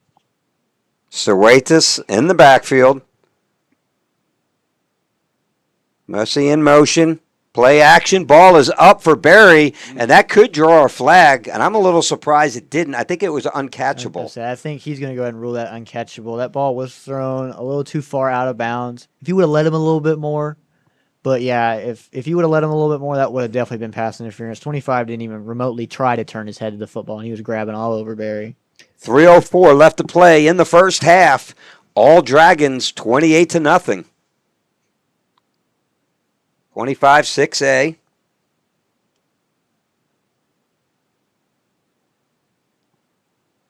Westwood leading Manor 7-0. And Hendrickson's pulling ahead of Weiss 14-7. Play action. Dove's going to put it up again. That's going to be a deep pass. Throws a dart to number 0, Carson. Carson Griffin back in the game, and that's going to be a big pickup. Super impressed by the patience. A lot of quarterbacks, when they don't get a ton of reps, what happens when the pressure, they start backing up, and that essentially takes you into the pressure. He stepped into the pocket into this throw. 38 yards on the play. It's another pass. That one's Dylan Harper, the sophomore, fighting for every yard he can after contact.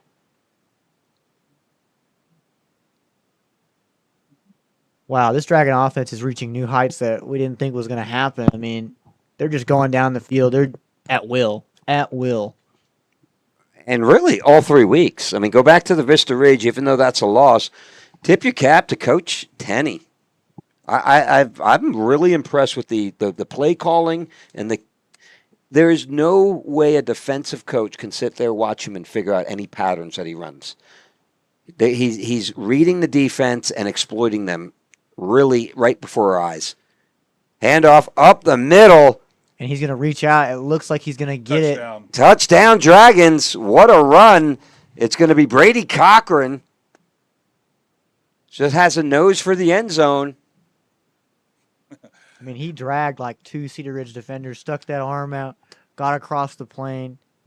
I mean, when you think of a running back, I think of Brady Cochran. He kind of reminds me of a Scatabo, Mm-hmm. just an absolute powerhouse, strong legs, keeps his legs moving, just won't stop. He was not going to be denied. And what another great drive by the Dragons. 35-0. That touchdown brought to you by River Rock Landscaping.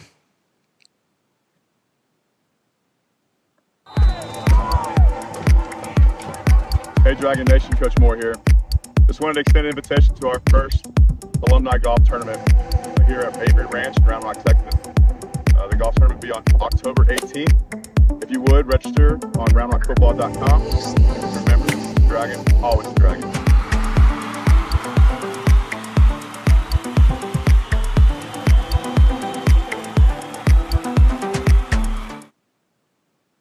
And we're back for second quarter. 2 minutes, 10 seconds left. Dragons leading this one 35-0. And really, from the get-go, we talked about how important the first quarter was, especially in a game where there's a team that's having a homecoming. There's all the extra energy, excitement, and they're usually a little bit more pumped up. The Dragons have really come out and punched them right in the mouth right from the beginning and has not let up yet, which is what Coach Moore is talking about. Learn to play with the lead. The Dragons are keeping their gas on their foot on the gas pedal here. I don't think I could have said it any better, Justin. We saw this last week. Dragons just came out and punched them in the mouth last week, and it's been the same thing tonight. Dragons set the kickoff to the Raiders. This one looks like they're going to kick it. It's going deep to number 16 for the Raiders. He's going to field it on the 3, cross the 10. He's got a couple blockers, tries to kick it out to the left. And really a great run. I think he ran about 50 yards and gained 20, but what an effort. I mean, again, another example of a really shifty, talented Cedar Ridge receiver, running back, or kick returner. And it's number 32, Hunter Wyndham, once again on the special teams play. And, you talk about some of these young men like Hunter, who just had a big tackle on that play. We saw this, last couple of weeks. Alex Cochran was a big special teams player, and Coach Moore found a way to get him the rock last week. Yeah, you get your playmakers the ball in space and let them go. As we're sitting in the middle of the 2-minute warning here, there's Coach Cedar Ridge is out there and really trying to encourage the team to put something together before halftime. That would be a huge lift, not going in with a goose egg on the scoreboard.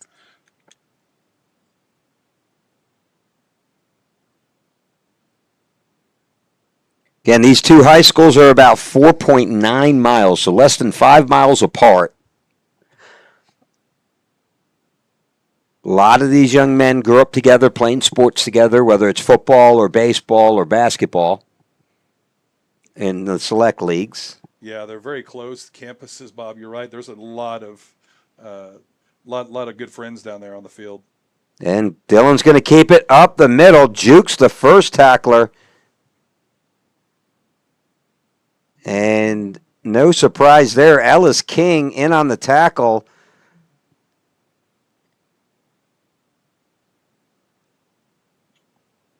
Ellis King and Jack Wensing for Round Rock come in to combine for that tackle. Here we go, pass. Ball is in the air and just out of the reach. Defended by Colin Padaville right there. It's a great job right there, sticking with his receiver, forcing the incompletion. And really, you take the last 2 weeks compared to the first 3, right? They've really cut back on the big plays. I think they simplified it up front, especially defensively wise. Just go do what we're good at. Handoff goes up the middle. At this point, that's going to be enough for a first down. That'll move the chains. 1st and 10. They'll stop the clock to move the chains, and then now they're rolling it again. Really, the Raiders here trying to get anything started, trying to get some momentum going into halftime so that there's something that they can look at in a positive light. Ellis King in on the line. Drops back in the coverage. Pass is underway to 16. Quickly steps out of bounds. Jack Wensing in the area, as was Omar Estrada. There is a flag on the field in the background. It looked like one of the Dragon players got thrown way after the play. And he's throwing up another flag. That's at the coach. Okay, so as a former official, the coach is yelling at him. When a referee throws, or an official throws a flag that high, it's a statement. You're basically setting the tone. I believe that's Chad McKenzie from the Austin chapter. He does colleges. I mean, this guy's been around. He mentored me back in 2001, 2, 3 when I was officiating. He's not going to take it. I wasn't even born yet. Thanks. Listen, Hank, what were the rules we talked about before we started this? No old jokes. Oh, my bad. Yeah, that penalty is going to hurt. It's going to be second or third and forever. So hold on a second. Yeah, that's 2 Unsportsmanlike. Oh, and an ejection. We have an ejection here. Are they ejecting the coach or the player? They had just disqualified somebody. I don't know if it's the player. Now, if it's a player, they threw a punch. It looks like number 60. I believe it was number 60 that got disqualified. And the coach, Yeah, he's walking off the field, taking his shoulder pads off. So, the coach is going to stick up for his players. It's what we expect. Number 60, offensive lineman, a senior offensive lineman. He's been disqualified for the rest of the contest. Again, don't know exactly what happened. If we find that sponsor to do the replays, we can have slow motion instant replay for you. And I know we do have some interest in there. But 107 left to play in this one. It's all Dragons, 35-0. And, again, we were just mentioning, less than 5 miles apart. Got a little bit of a rivalry here. Things can get a little bit chippy. How about I say, this is a very big game. These games are always big for Coach Cody Moore. But when he first got here as defensive coordinator, he lost to Cedar Ridge, I believe, 3 years in a row. And so finally he got his first win over Cedar Ridge, I believe my freshman year of high school. And so then I think we've been leading that rivalry ever since. But when it comes to Cedar Ridge, Coach Moore has a very dislike and a disdain for the Raiders. Yeah. And so losing to them last year, that only makes this right here being up so much even sweeter for him. Here's a play call that's usually not in the playbook. 2nd and 34 for the Raiders. We'll see what they dial up here to start chipping away at this massive gap they have. Pass out of the reach. Way over top of number 5. Looks like he sat down in that zone. Dragons were in a cover 2 look right there, throwing right over the corner's head, just way over his own receiver's head at that point. And thank you for those of you in the chat room. Yes, it's 35-0. Hopefully I've got the right score. We are at the second quarter, minute, 3 seconds left to play. Number 16 in motion. Low snap. Quarterback keeps it. Takes off. And it's quickly snuffed out. Cade Zamora, first one they get in there on the tackle, as is Colton Shane. And, of course, it's going to be a Wensing in on the tackle. Coach Moore's going to go ahead and call a timeout here. Try to preserve some time for his offense, I believe, to put on some more points. Yeah, once you get into second long, rather than kind of playing the clock game and playing for halftime, those 2 penalties immediately after that, Coach Moore started calling timeouts because he's like, this is better than a punt. I'll stick them back in their end zone, use my timeouts, and see if I can preserve some time for my offense. They're going to be on the 22-yard line, which means they're going to be punting from about the 11-yard line. And then with Dylan Yeager's a threat to break one at any moment. I will say I will have to give props to Cedar Ridge, the Gunners, and the that's really the only term I know for him. The Gunners going down there and pursuing Yeager, doing a great job forcing him to fair catch balls. So we'll see if that's any different on this one. Yeah, and the punter his last punt was about a 45, 50-yard punt. He really can put it out there. 31, Cooper Togus, the kicker. He's going to punt it. It's going to be a short punt. It's going to bounce out of bounds. We got another flag on the play. This is getting interesting. That was away from the ball. you got to think there might be a little bit more extracurricular activity going on with some frustrated players.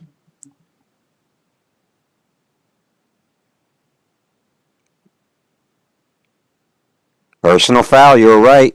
That one On the on the Dragons. Dragons. We talked about this also last night. Coach Moore's not going to put up with this, right? We talk about part of the culture of what Coach Cody Moore has built here at Round Rock is based around, be real, the brotherhood, right? But part of that's above the line. And that's the extracurricular activities. We watched in a freshman a personal foul. He kicked the kid off the field, sent him to the locker room in the middle of the game. Yeah, if you want to play at Round Rock, that's some of the stuff that you're just not going to do. And if you continue to do it, you will not be wearing the maroon and white. Dove Stickler still in the quarterback. Another big shift from the Dragons. It's Brady Cochran. Gets the handoff up the middle, and he's met immediately. I think pretty much the entire defensive line was in on that tackle. Yeah, it looked like he got tripped up in the backfield there. Gain of nothing.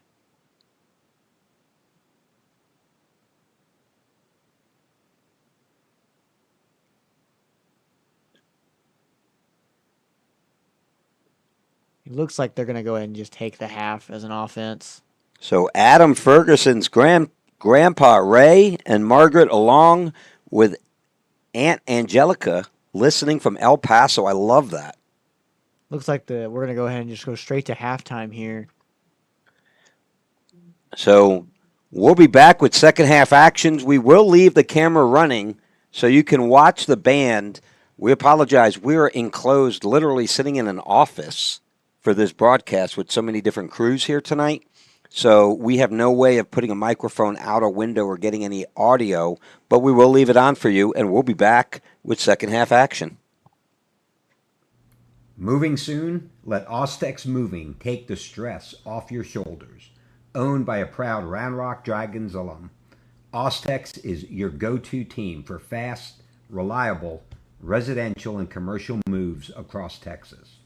From packing to unpacking, we handle it all with expert care and same-day service available. Call Ostex Moving for a free quote today, and go Dragons.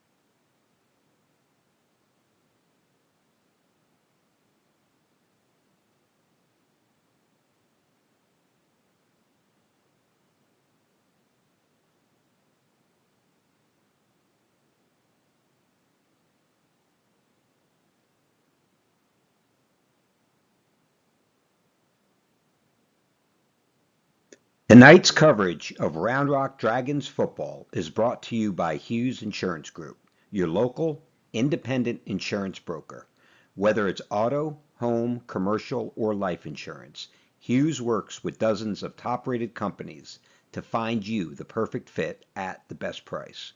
No gimmicks, just real coverage tailored to you. Protect what matters most. Call Hughes Insurance Group today and score big.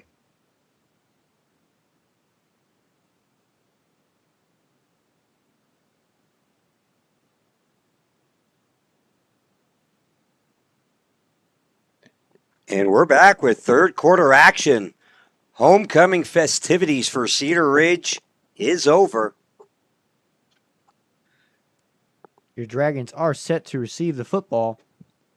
And this game hasn't even been close. I mean, honestly, the Dragons came out, punched them in the mouth, and really never let up here. I knew after coming, Hank, after we watched last week, we had, really strong outing. We won offense, defense, and special teams. But then just tonight to come out the way we have. Kickoff's on its way. It's going to be Barry. It's going to field this one on the goal line. I believe that's Dylan Harper actually on the carry. And Harper's going to spin his way out of the 25 to the 30, to the 35, taken down at the 37-yard line. That'll be a 1st and 10 for the Dragons. That'll be Dylan Harper, the sophomore, the super soft that got called up to be more of a prominent starting role in the Dragons right here. It's great to see from that young man. So first, just talk about how dominant of a performance this has been for the Dragons. First downs, Dragons 14, Raiders 4. Rushing yards, 18 for 98. Passing yards, it's been all Dove Stickler, 261 yards. 13 for 15 with 2 touchdown passes for Dove Stickler in relief of Hank Oppel. Jack Oppel. Jack Oppel. Yeah, Jack Oppel just got told that he is out of pads now. So it looks like they're going to go ahead and let him rest with this lead that we have. And honestly, I wouldn't fear as an offensive coordinator regardless. Dove has shown that he can play football and that we have depth back there, and it's just really promising for this Dragon offense. Well, it's not always in district play where you can get your second string in to get some quality reps, and this is overall a great performance, allowing some of these players to step in and step up. I mean, we're always talking about on the JV level, take advantage of your opportunities, and Dove Stickler is most certainly doing that. Quick pass to Barry, cross the 45, wrapped up at the 46 and driven backwards.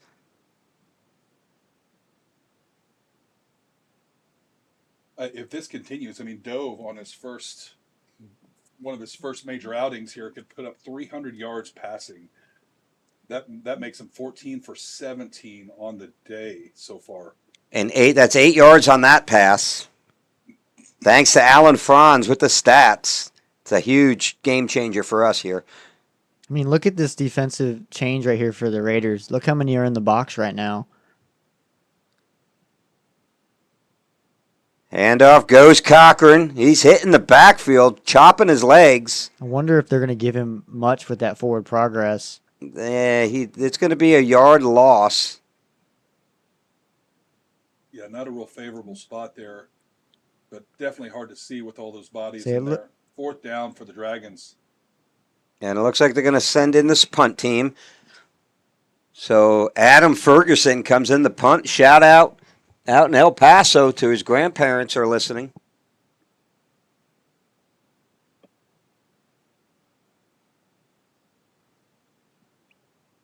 I will update it on the scoreboard, but we are in the third quarter here.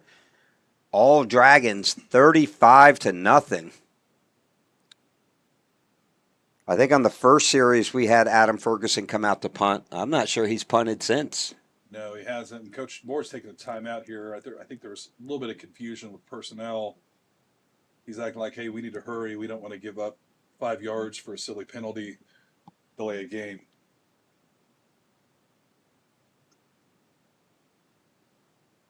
Again, as he commented in the coach's interview this week, Coach Moore calls and coaches the special teams, and he likes to put in trick plays and different things. He likes to keep them on their toes. He feels it keeps them fresh and excited. But, one of the comments that was made is, hey, you never know what he's going to throw at us.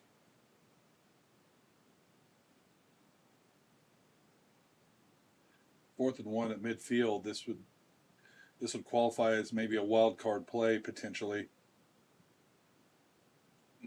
We saw a direct snap to a tight end when in motion yesterday. It was a tight end. He's lined up in a slot position, slightly off the line, came in motion, and it was a direct snap to him for a first down on a 4th and goal on a fake punt. And this might be a shift here.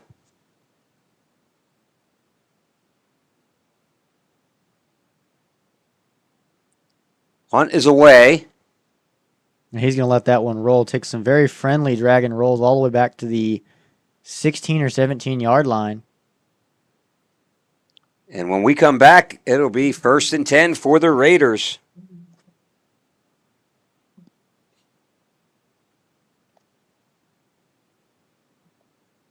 Tonight's coverage of Round Rock Dragons football is brought to you by Hughes Insurance Group, your local, independent insurance broker. Whether it's auto, home, commercial, or life insurance, Hughes works with dozens of top-rated companies to find you the perfect fit at the best price. No gimmicks, just real coverage. We are back, and it looks like it was a blown-up play in the backfield. Looked like they handed the ball off to number 1, and it was going to be a large tackle for loss. You got Luke Rodriguez and Peyton Johnson in the backfield, as was number 90, that Max Williams, and 93, that's Ford Lucas. Just nothing positive right now for the Raiders. Loss of about 8 on the play. Brings up 2nd long inside their 10. This is just insult to injury at this point. 2nd and 18. Handoff. Number 1. Dovanesh. And he's hit pretty immediately. Gains a yard on the play. That's going to make it 2nd down and 17 from the 10-yard line. Yeah, a good example of wrapping this really elusive runner up. Correction on that. 3rd and 17 for the Raiders. Hank, what are you seeing defensively here? Right now, I mean, the Dragons are playing consistently all over. It looks like we're playing right now. It's a cover 3 look. And that ball will be dropped by number 5 with I believe, Cade Zamora on the defense. Yep, number 11, Cade Zamora for the Dragons. But right now, defensively for the Dragons, I see a front 4 and front 5 that are consistently getting pressure, consistently putting a lot of pressure on the quarterback and running back to make decisions. I'm seeing a lot in the defensive back, giving time for your D lineman to go make a play. Because if you can't cover for more than 2 to 3 seconds, the D line can't really do that much to go force a sack or force a pressure on that quarterback to throw the football away. And I'm just seeing everything click for this Dragon defense, which had so desperately needed to click, and it finally did last week, and now they're just really compounding and getting really good at that. Oh, snap is fumbled snap, and it looks like it looks like it's safety. Yep, they're going to go ahead and call a safety here. It was a fumbled snap. Ball actually fumbled out of the end zone, but that will still be a safety for the Dragons. That is not the It'll be first series 37-0 Dragons. And the Dragons will get the ball. I don't know the number on who made that play, but kudos to him. Great job by the Dragons right here. Just really Max Williams. Putting their foot on the gas. Max Williams. I just watched the replay. There is about a 20-second delay from what we're saying here till I do have a laptop running beside me, so I get to watch the replay. We are trying to bring an instant replay machine. We need a sponsor. We do potentially have some interest in this. Again, the sponsorship would enable us to bring not only instant replay, but slow motion instant replays. And as we take this little break here, I've got some interesting news for the college football fans. Number 8, FSU is down 34-28 to Virginia Tech with 7:24 left in the fourth. And for your Texas natives, TCU, the 24th ranked team in the nation, is up 7-0 over Arizona State with 14-13 left in the second quarter. Coach Moore will be happy to hear that. He will be. Coach Moore, former TCU defensive lineman. Leander trailing Georgetown is totally pulled away in this one, 31-6. It's all McNeil, 35-7 over Stony Point.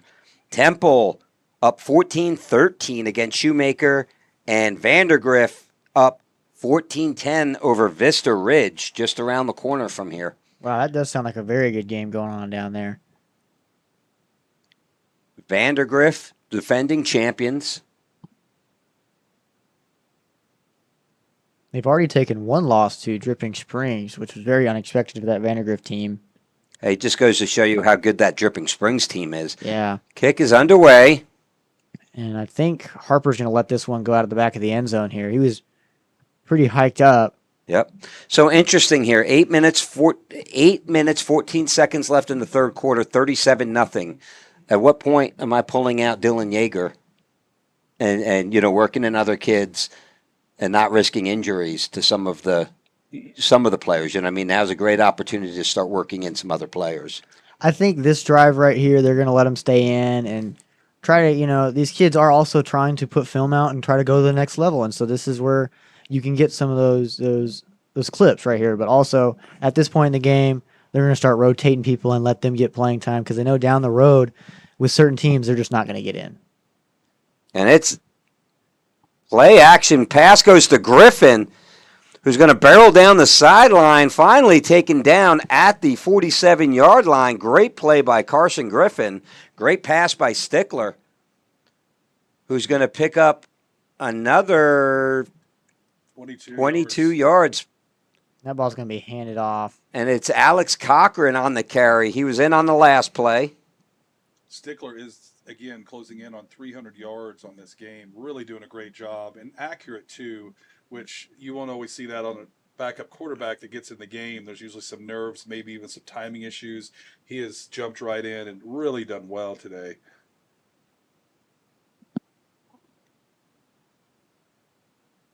Talk about receivers who will be playing at the next level.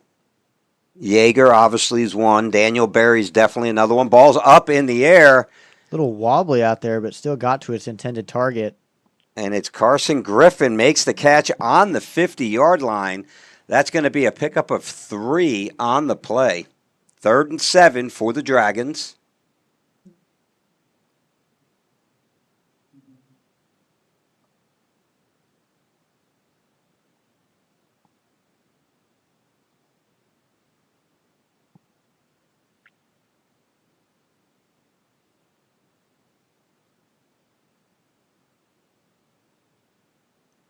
Quick pass to Barry. He's going to catch it on the 50. Cross. Nice run. Takes it across the 35 to the 34-yard line. That's going to be a pickup of about 17. That was a great call by Coach Tinney. He recognized man down there on Barry. He decided to run that wide receiver screen. Tight end came, blocked him, and he had open green grass to run through. Ran through a few tackles. Got dragged down for 17 yards. That's a great play call right there. That's a good point. And if you're that bubble receiver, sometimes you have to play a little bit patient. And he had to wait for that tight end to come across, but he did. He cleared up the hole for a nice gain. Handoff to Alex Cochran off the right tackle. He's got some running room, and he's going to fight his way. Finally thrown down, and that's going to draw a penalty flag. That's going to be an unsportsmanlike. I believe that'll be a horse collar. It looked like he kept running. It looked like he grabbed him from the back of his collar and tried to throw him down. Or if they're going to call a face mask here. Yeah, it's going to be added on to the end of the play. He'll still get credit for the run, which absolutely another Cochran trait. These kids get north and south. Went in and called a face mask on the Raiders. It was a 15-yard run. Took it to about the 16-yard line. They're going to go half the distance to the goal line.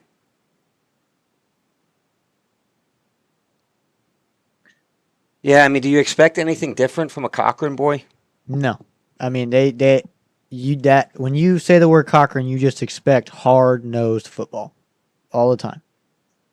Serwaitis is in the game now. Serwaitis. There is a flag. It looked like one of our tackles jumped. That's a false start. Yeah. When they blow it dead, it's definitely a false start. Unless the only other time is if it's a defensive offside and they have a clear path at the quarterback.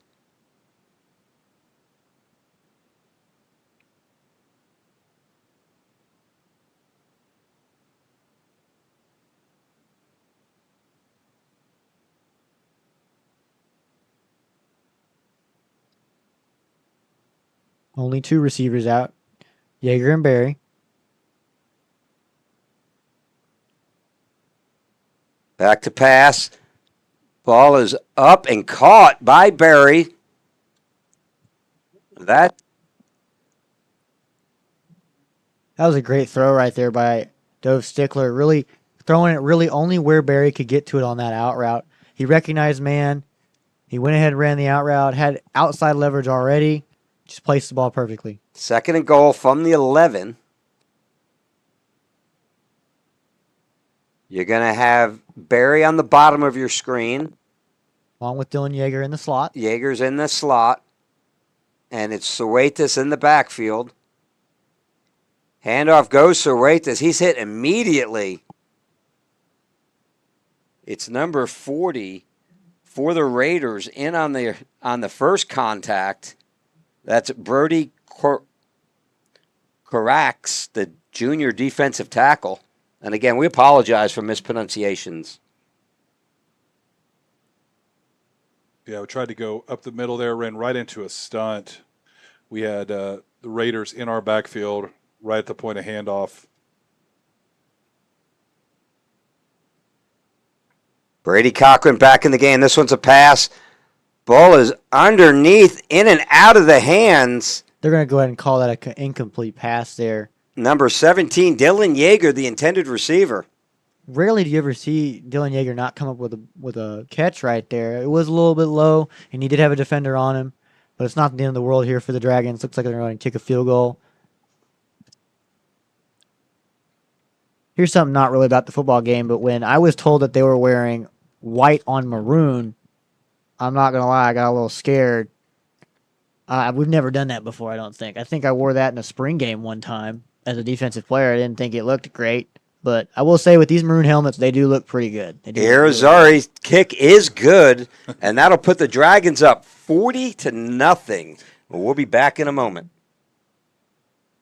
Tonight's coverage of Round Rock Dragons football is brought to you by Hughes Insurance Group, your local independent insurance broker. Whether it's auto, home, commercial, or life insurance, Hughes works with dozens of top-rated companies to find you the perfect fit at the best price. No gimmicks, just real coverage tailored to you.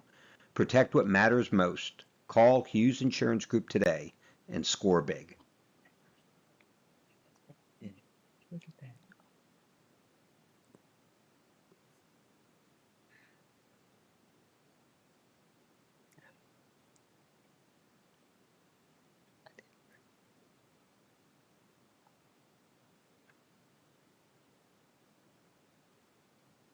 To kick it off here for the Dragons, number 7. I mean, am I wrong about the white on maroon? I don't. It is. I like it. It looks I'm gonna good. say I think the maroon helmet really ties it all together. I was scared at first. Maybe that's why. Maybe that's why we're using this little ensemble. Kick is on its way. Field coming back across the field is number 18. Wow. Ford Lucas with the initial contact absolutely bouldered over his blocker. And looks like number 34, Jason Knowles, going to come up with the tackle here. No, number 27. 27. It's 27. That's Alex Cochran all over the place. Again, Coach Moore calls out Alex Cochran last week for his special team play, earns him some reps on offense, and he goes out and just goes beast mode in the backfield. I'm going to start shortening up their names. It's going to be AC and BC right here. Since we're calling their names so much.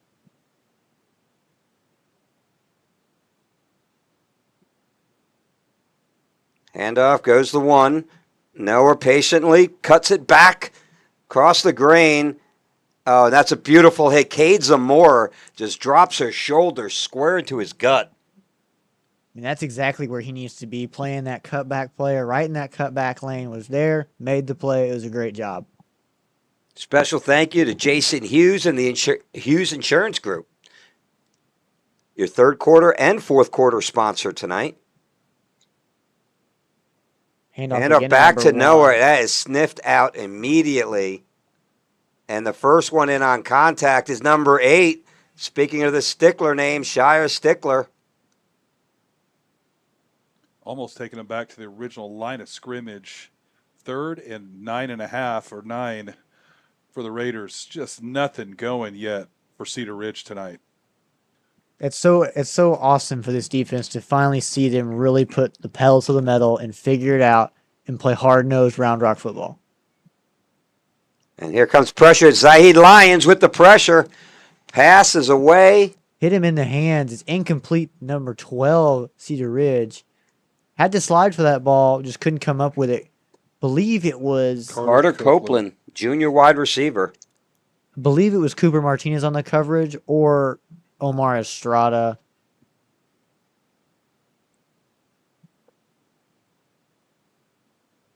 Omar Estrada it is.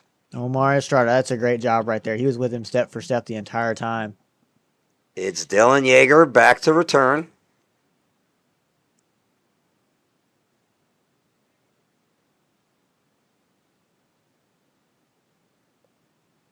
Kick is away.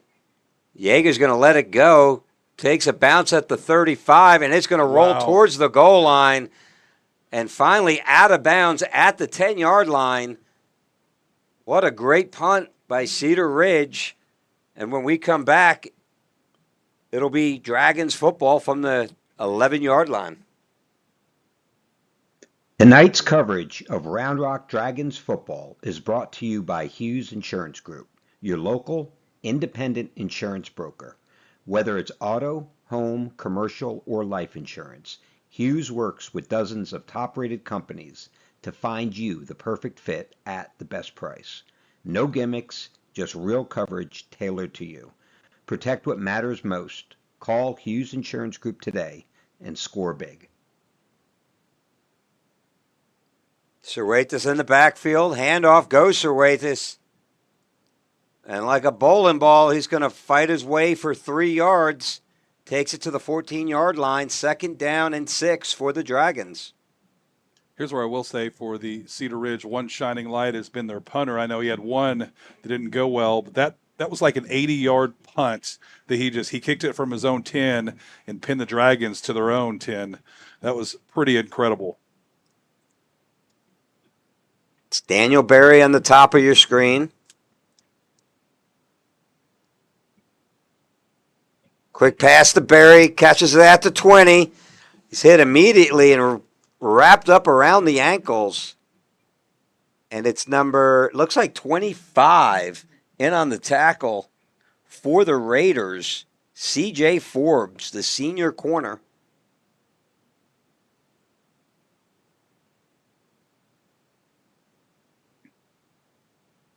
You know, one thing we saw it last week with 4 players down. Next man up here at Round Rock, the next guy up has just filled in. I mean, amazing. Hand off to Cervantes. It's a hole. Oh. Ball comes out. I think it looks like Carson's got a hand on it. I do think this will go to the Cedar Ridge Raiders. It does. Raiders football. Wow, very uncharacteristic for the Dragons here, especially our running backs giving up the football like this. And they're in best position of the night for the Raiders. It'll be 1st and 10 from their own 31-yard line. Let's see how this Dragon defense really responds. They haven't been put in a position in their own side of the field. Let's see how they really, really can play football. Well, and Bob, I think you're correct. This may be as close as they've been to the goal line. Last time was a 45-yard field goal, if you remember, when they tried to score. This is their best starting field position, maybe one of the best field position times of the game.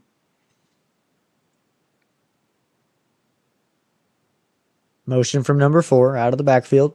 Handoff goes to 1, barrels his way up the middle, and great push by that offensive line for the Raiders. And that's going to be a pickup of 5. That'll bring up a 2nd down and 5 for the Raiders. There are some new faces out there for the defense, especially on your defensive line and linebackers. Luke Ramsey in at left end. Ryder Sledge as your right end. Snap handoff goes to 4. Pushed him back a little bit. It's going to be a tackle for loss. Peyton Johnson was there to disrupt in the backfield and gave plenty of time for Zahid Lyons to come up and make the play, number 95. It'll be a loss of 3 or 4 on the down. The real key to the play was the first Dragon there extending the play and making the running back redirect, try to get his shoulders reset. It gave enough time for the pursuit of the Dragons to cancel out that run, and for really a loss of 3 on the play. That was Peyton Johnson. Number 1 motions out of the backfield. Back to pass, quarterback keeper, up the middle. Tripped up by 95. 90. I think it was 96. I think it was. Well, Luke Rodriguez is 96. Zahid Lyons is definitely in on the play. That's 95.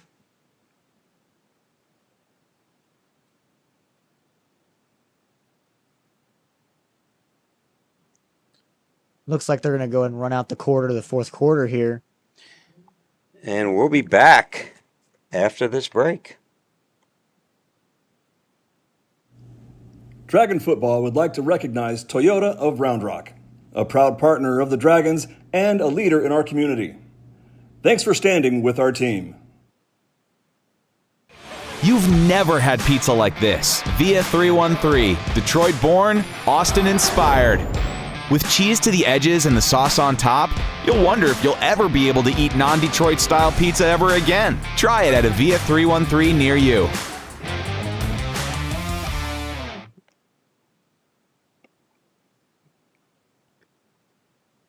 And we're back with fourth quarter action, brought to you by Hughes Insurance Group. From the Via 313 booth, this is Bob Slocum with Hank Oppel and Justin DePriest. And while we wait for these teams to hit the field, I'm going to ask this few college games, win or loss right here. So first we've got Auburn A&M. Who do we got? Auburn A&M. I've got A&M also. A&M. All right, Notre Dame, Arkansas. Notre Dame. I'm rooting for Arkansas, but it's going to be Notre Dame. Georgia Tech, Wake Forest. Georgia Tech. Georgia Tech. Georgia Tech. USC, Illinois. Illinois. Illinois. LSU, Ole Miss. LSU. I like Ole Miss there. Indiana, Iowa. Iowa. Iowa. Iowa. Ohio State, Washington. Ohio State. Arizona, Iowa State. Arizona. Arizona, yeah. Another. Here we go with a long field goal attempt to start the fourth quarter. I think this is longer than the one they had earlier. He's set up at the 38, which makes it a 48-yard attempt. If he can make this, props to this He kid wasn't right close earlier. He must have a foot. Here we go. Kick is away. And I think he got it. Wow. He got did it. Oh, great kick by that young man right there. 48-yard field goal to put them on the board. Cooper Togus, 40-3. the senior kicker, 48 yards. I don't know that I've seen many of those in high school for sure. That's pretty incredible. Good for him and for Cedar Ridge for their homecoming. This is gave them a little bit of a spark here late in the game. And all touchdowns are brought to you thanks to our sponsor, River Rock Landscapes. First quarter sponsor, Dr. Marco Uribe and Austin OBGYN and Fertility. Second quarter brought to you by Austex Moving. Third and fourth quarters brought to you by Hughes Insurance Group. And the official broadcast booth sponsor, Via 313, Detroit-style pizza in Round Rock, Texas. Give a little shout out to Clay Goddard. I know he's listening. I think this will be the first time that the Dragons have received It is. since the safety. Yep. They've only had 2 kickoffs, right, to start the second half. They received We received the ball and on the safety. So this is the third. Dragons setting up for onside kick here just to take that out of the equation. Dylan Harper on the top. Dylan Yeager on the bottom. Senior kicker. Nice kick, and that one's going to roll. Stop at the 1. Yeager's going to pick it up. Try to hit. Breaks a first tackle. And he's going to fight his way back to the 12-yard line. 1st and 10 for the Dragons when we come back. Tonight's coverage of Round Rock Dragons football is brought to you by Hughes Insurance Group, your local, independent insurance broker. Whether it's auto, home, commercial, or life insurance, Hughes works with dozens of top-rated companies to find you the perfect fit at the best price. No gimmicks, just real coverage tailored to you. Protect what matters most. Call Hughes Insurance Group today and score big. All right, we're back. It's going to be Dragons football, 1st and 10 from the 12. 11:49 left to play. It's been all Dragons, 40-3. And handoff up the middle. It's going to be Brady Cochran. He's hit in the backfield, and he'll lose a yard on the play. That'll bring up 2nd and 11. We got an injured player. It's going to be number 72 for the Dragons. And we'll go to a quick commercial break. We'll be back in a moment. From delivery day to every stage of womanhood, Dr. Marco Uribe is here for it all. Born in Laredo, trained at Yale, and trusted in Austin for over 20 years. Whether it's hormone therapy, surgery, or compassionate care, Dr. Uribe delivers more than medicine. He delivers confidence.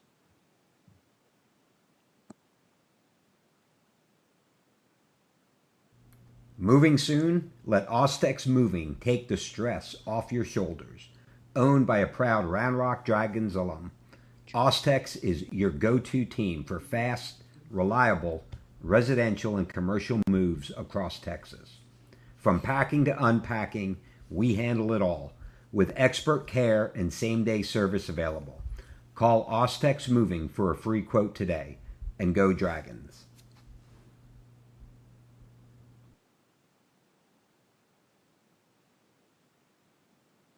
All righty, we're back here, 4th quarter, able to walk off on his own.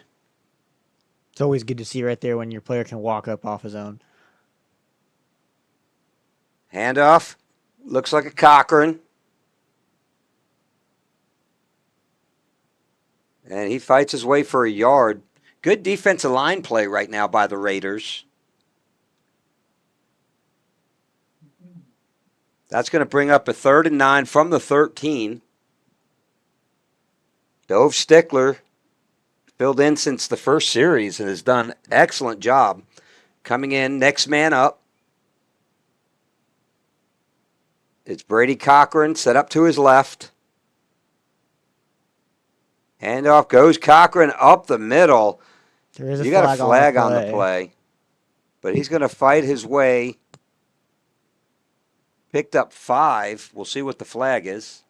That's where it was thrown. It's usually either holding or hands to the face. Face mask. It's going to be a face mask against the Raiders. That is a personal foul. Years ago, probably about 15 years ago, they did away. You had a 5-yard option or 15. They did away with it. Any face mask now is a personal foul, 15 yards, automatic first down. So that'll move the ball out to the 34-yard line. 1st and 10 for the Dragons. 10:29 left here. Really a gift for the Dragons. It's another example of Cedar Ridge, unfortunately, just hurting themselves. It's been a reoccurring theme throughout this game with these personal fouls. Handoff up the middle. Looks like Cervantes on the carry there. Sorry, Alex Cochran. He comes spitting out the other end. I wonder where they're going to mark him. They're going to give him 5 yards on the carry. They'll take it out to the 39-yard line. That'll be a 2nd and 5 for the Dragons.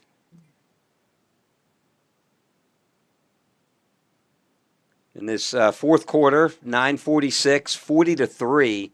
The student section for your Round Rock Dragons has definitely thinned out quite a bit from opening kickoff.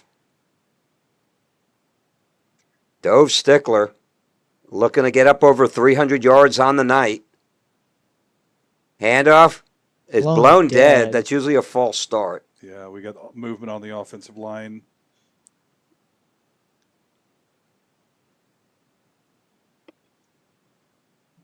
To your point, Bob, it's very possible we got some folks in there that haven't seen the field a ton, and this is the time to get some reps. And we also had the injury. So you definitely have a substitution coming in. Which, if you're going to make those mistakes now, make them right now when you've got a pretty sizable lead and you can start get some reps under your belt. Absolutely.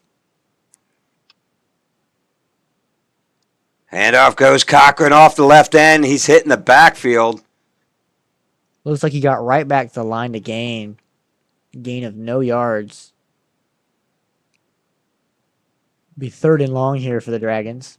Unfortunately, on my roster, I do not have a number 73. I'm trying to read the last name. I think he got the start at right tackle tonight, and he's done an outstanding job. I mean, this offensive line has been a strength, especially the last 3 weeks now, including tonight.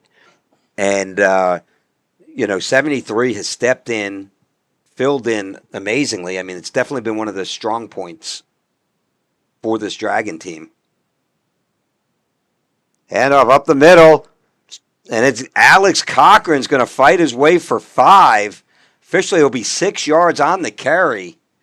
That'll bring up a 4th down and 4. They're going to send out the punt team. Adam Ferguson.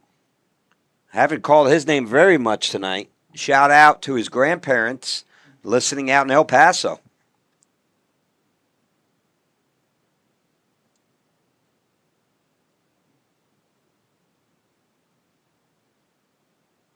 Cedar Ridge stacking the box. Now that Dragons are spreading them out, they look like they're coming for this punt.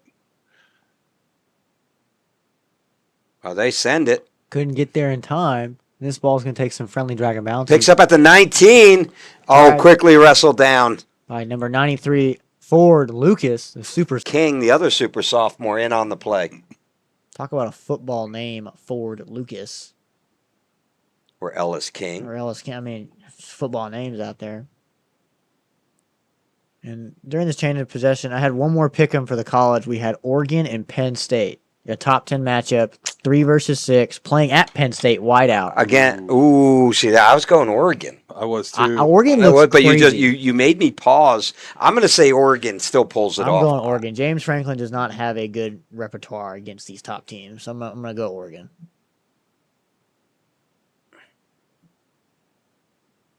Handoff to Noah, number 1, dances his way across the 20, and it's going to be 44. And number 1, Amador. Amador and 44 for your Dragons on the tackle, and that's going to be Jack Seaton.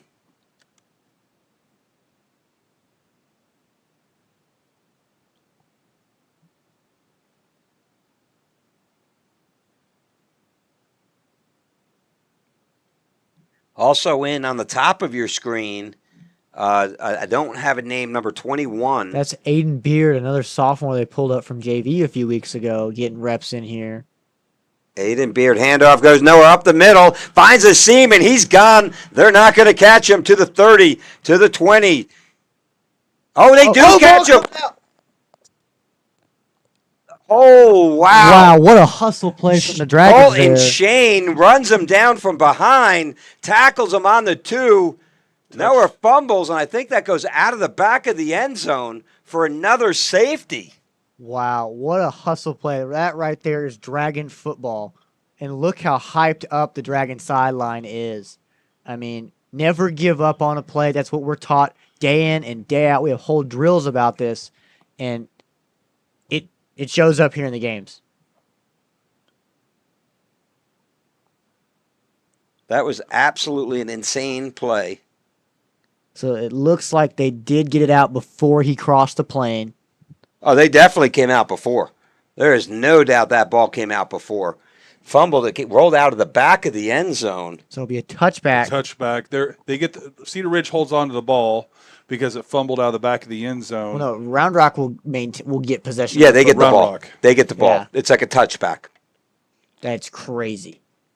I mean, Finally, some life from the Raiders, and it just cannot go their way. Some new faces in here on the offense. Number 10 at quarterback. I believe that's Parker Duarte. it is. Yes, it is. We were calling his younger brother's name out there on the JV team yesterday night, actually. Officially, it would have been a 79-yard run. I want to say he got 78 yards. He needed 79 I for think the he got touchdown. 78 and a half. That ball, talking about the runner thinking he was in the end zone, and then the defense just not giving up. I didn't think anyone was catching him. This guy is so explosive. Colton Shane runs him down from behind. And that's a tackle for loss hit way in the backfield, number 45 with the carry, I believe. I get that number right? Yes. Yeah. That'll be Garrett Gillen, the senior. It's coming free right off the end. There's some miscommunication there at the line that no one's picking up. That defensive end coming off the end here. And back to that play, that touchback, I think the only thing that you can really sum it up to be is the Dragons are mad they gave up 3 points, and they didn't want to give up anything more. They wanted the shutout, and they're still mad about it. Yeah, but I'll tell you what. I mean, I know Colton Shane personally. I've known him since he was a little kid. It doesn't surprise me. Does not. No. A lot of fight in that dog. Handoff up the middle. 45 is going to barrel his way back to the line of scrimmage. It's going to pick up about a yard.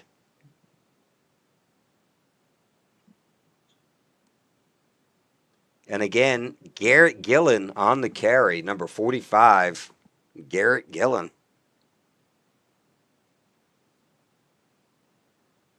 But I mean, Hank, you're with me on Thursday nights when we do the home sub-varsity games. Make sure you click subscribe and like. We bring you all varsity games plus the home sub-varsity games. And, you know, we keep talking about from the freshman, even from the freshman gray, all the way up, just the quarterback play. Outstanding, you know, tip of the cap to Coach Tenney. Oh, and that snap over the head and through the back of the end zone. That will be a safety. Uncharacteristic, high snap, goes out of the end zone. And that's going to... That will make it 5-45 Dragons. We should have 42. I don't think that scoreboard is right. Because we got the safety on the last play. No, that was a touchback, remember? It was a touchback. Oh, touchback, sorry. Yeah, it would have been touchback. This is correct. I'm just making it up as I go. Well, one thing that's interesting is you usually don't see 5 as a scoring interval on a football game. We've seen some really interesting plays that have led to this point for the Cedar Ridge Raiders. It's unfortunate it's their homecoming. You always want to see teams play well. You could tell that they are just not clicking. Just every little thing that could go wrong seems to be going wrong for them tonight on their homecoming. And other scores around the area, McNeil blowing out Stony Point 49-14. Shoemaker Temple are tied up at 21 apiece. Vandergrift still ahead 14-10 over Vista Ridge. You've got Weiss has pulled ahead of Hendrickson 35-14. And all Georgetown 38-14 over Leander. Round Rock Westwood 35, Manor 7. And Dripping Springs beating Aikens 42-0. Pflugerville Connolly 35-0 over Crockett.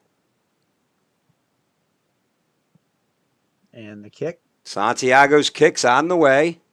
It will be returned. Fielded on the 19.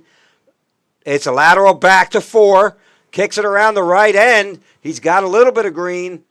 Tackle made by, first contact by number 21, Aiden Beard, the sophomore. You also had 29. I believe that's Cooper Martinez in on the tackle. I mean, this Cedar Ridge team is really trying to do anything to have some positives when they go watch film tomorrow. Just something to hang their hat on. You know, also worth noting, right, it's a brand new coach. Vanderman's going to make his footprint, right? It's, you know, Round Rock had mixed success in the first year when Cody came in, right? Now Cody's fully implemented and built this program.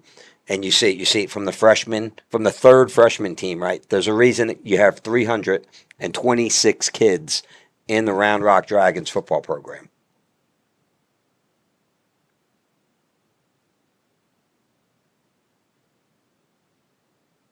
Katie in motion. Low snap on the ground, and that is quickly going to be snuffed out. And you can see this Dragon sideline going absolutely nuts because these guys, some of these guys in here won't get in very much this year, and they're making plays, and some of them got a tackle for loss, and the starters are going absolutely nuts for them, and that's that brotherhood you see here at Round Rock. It's 92, Alejandro Macarenas. Mascarenas with the tackle. Yeah, and I mean, we were talking a lot about this last night, Hank. That's what you get with Coach Moore, building the program. Oh, that's a big run. Number 24, slicing up the middle. Dragged down by number 24, Cash Leha. And that's a huge gain. It's going to be, took it from the 37 inside the 50 to their own 30. Handoff again.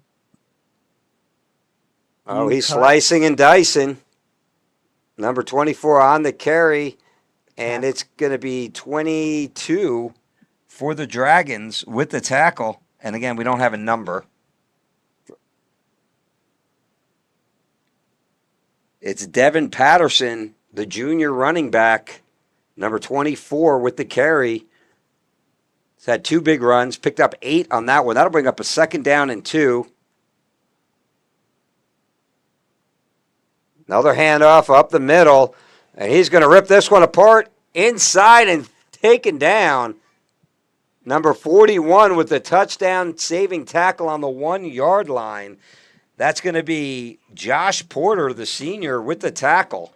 Number 24 junior running back Devin Patterson absolutely coming in and running on a mission for the Raiders.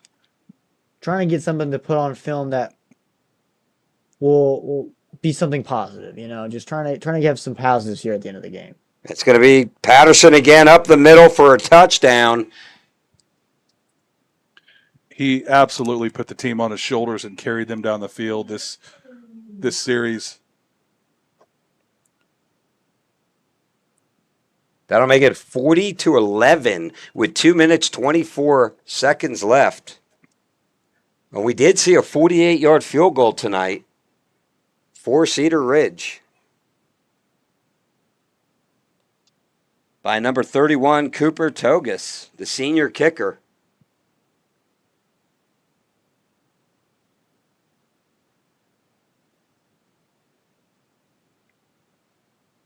Kick is up, and it's through. Well, not surprising. If you can hit a 50-yarder, these looks like a chip shot, Bob. No doubt. No doubt. 2:24 left to play. We'll be back in a minute. Tonight's coverage of Round Rock Dragons football is brought to you by Hughes Insurance Group, your local independent insurance broker.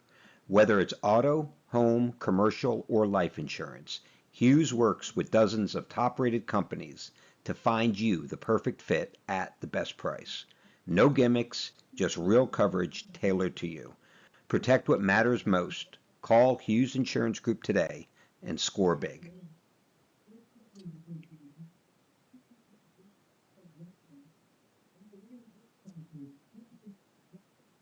And we're back here. A little shout out to Ryan Serwatis. Has a big crowd watching tonight.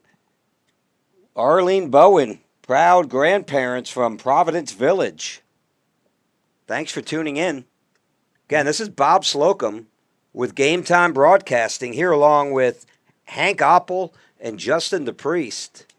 Make sure you click the subscribe and like button. We're bringing you the official broadcast for all Dragons games.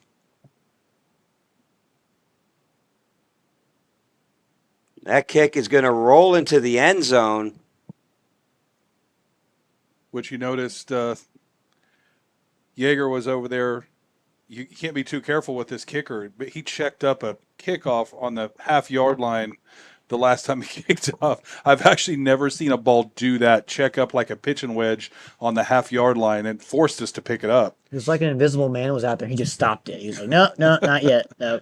And it is Togus, number 31. He's also the one who kicked the 48-yard field goal, and he's also the one who had about an 81-yard punt. Yes. That rolled inside, I think, to like the 10-yard line. Gifted kicking personnel there.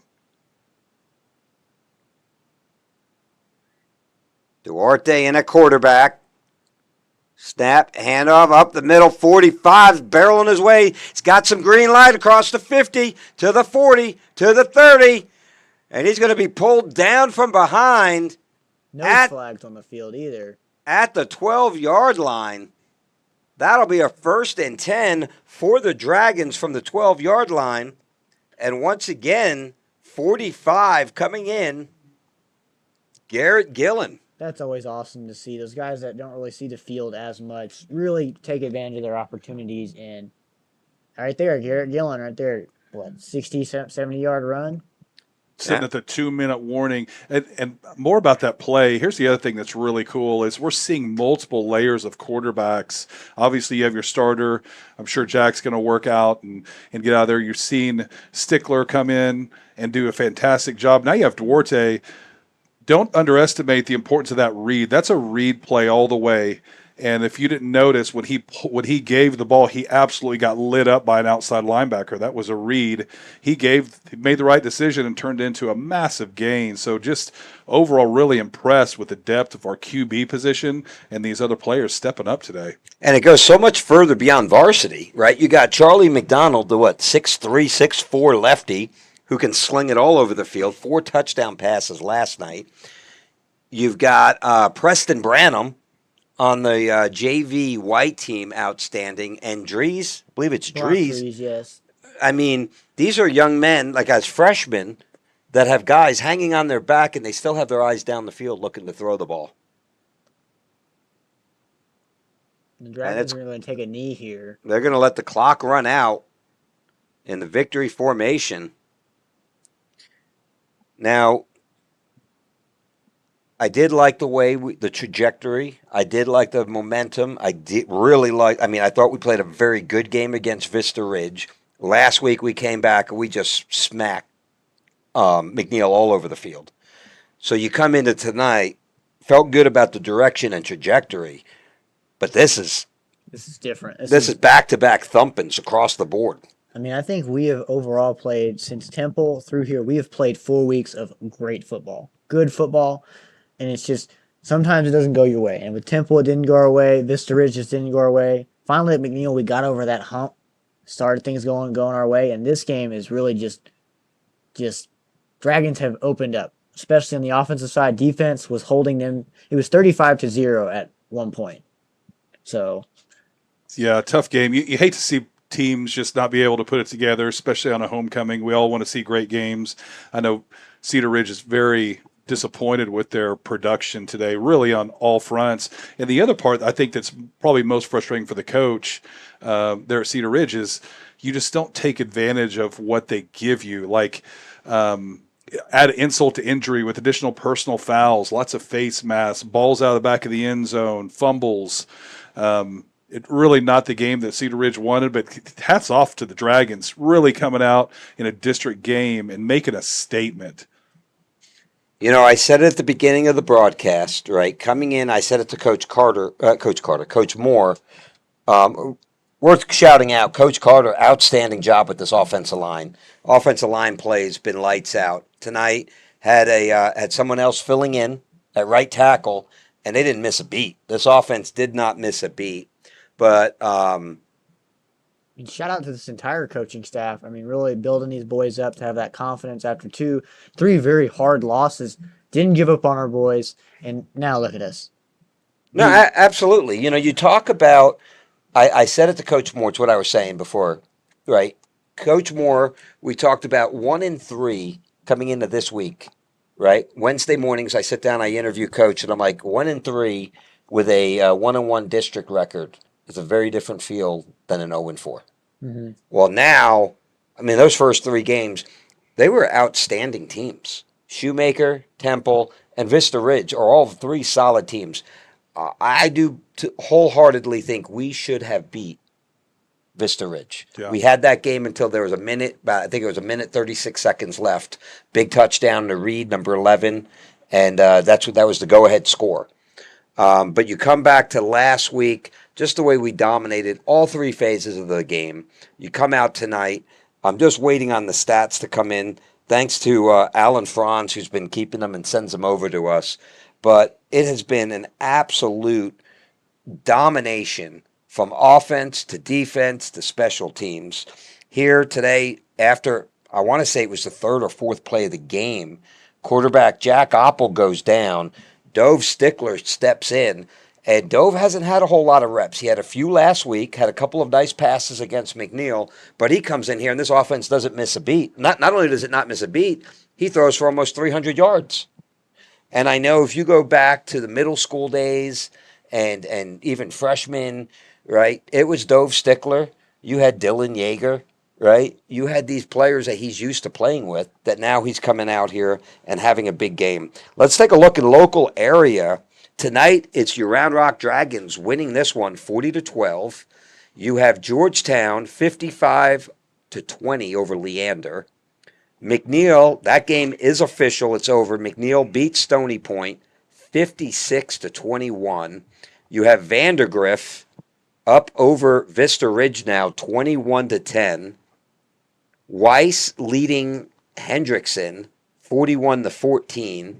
Round Rock Westwood 42, Manor 7, and that's a shocker because Manor is really the high octane offense in 25-6A. Shoemaker and Temple are knotted up at 28.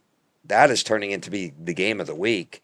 Dripping Springs is absolutely thumping Aikens 56-0, and Pflugerville's all Pflugerville Connolly 35-0.